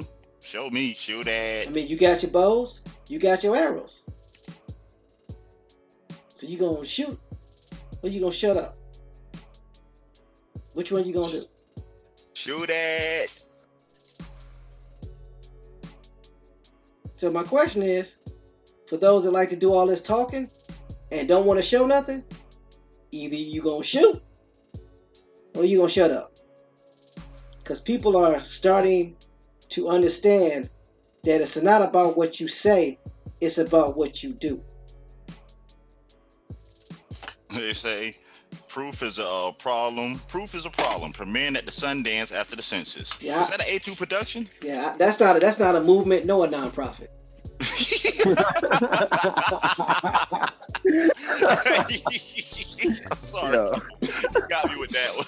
Oh, you got me with that one. I mean, I haven't seen that. I haven't seen that movement. I haven't seen the proof is a problem movement. I mean, if you have, please let me know. So, And ain't no problem over here. okay. So, is there anything that we would like to say before we go? I mean, I know we kept you longer than normal. We had some technical difficulties, but we definitely appreciate you for hanging in there and waiting with us while we got it taken care of. Mm-hmm. Anything you wanna say, Bones? Don't sell out. No, just basically, we did 1 through 6 this rising. The links in the chat. So if during your day you want to go back and read up some more on them, and we'll be back tomorrow, taking off where we left from today. Don't sell Yep, out. I'm ready for that.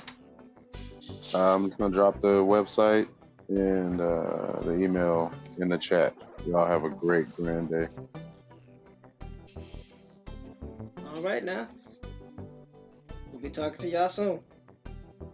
On that note, peace. Peace, y'all.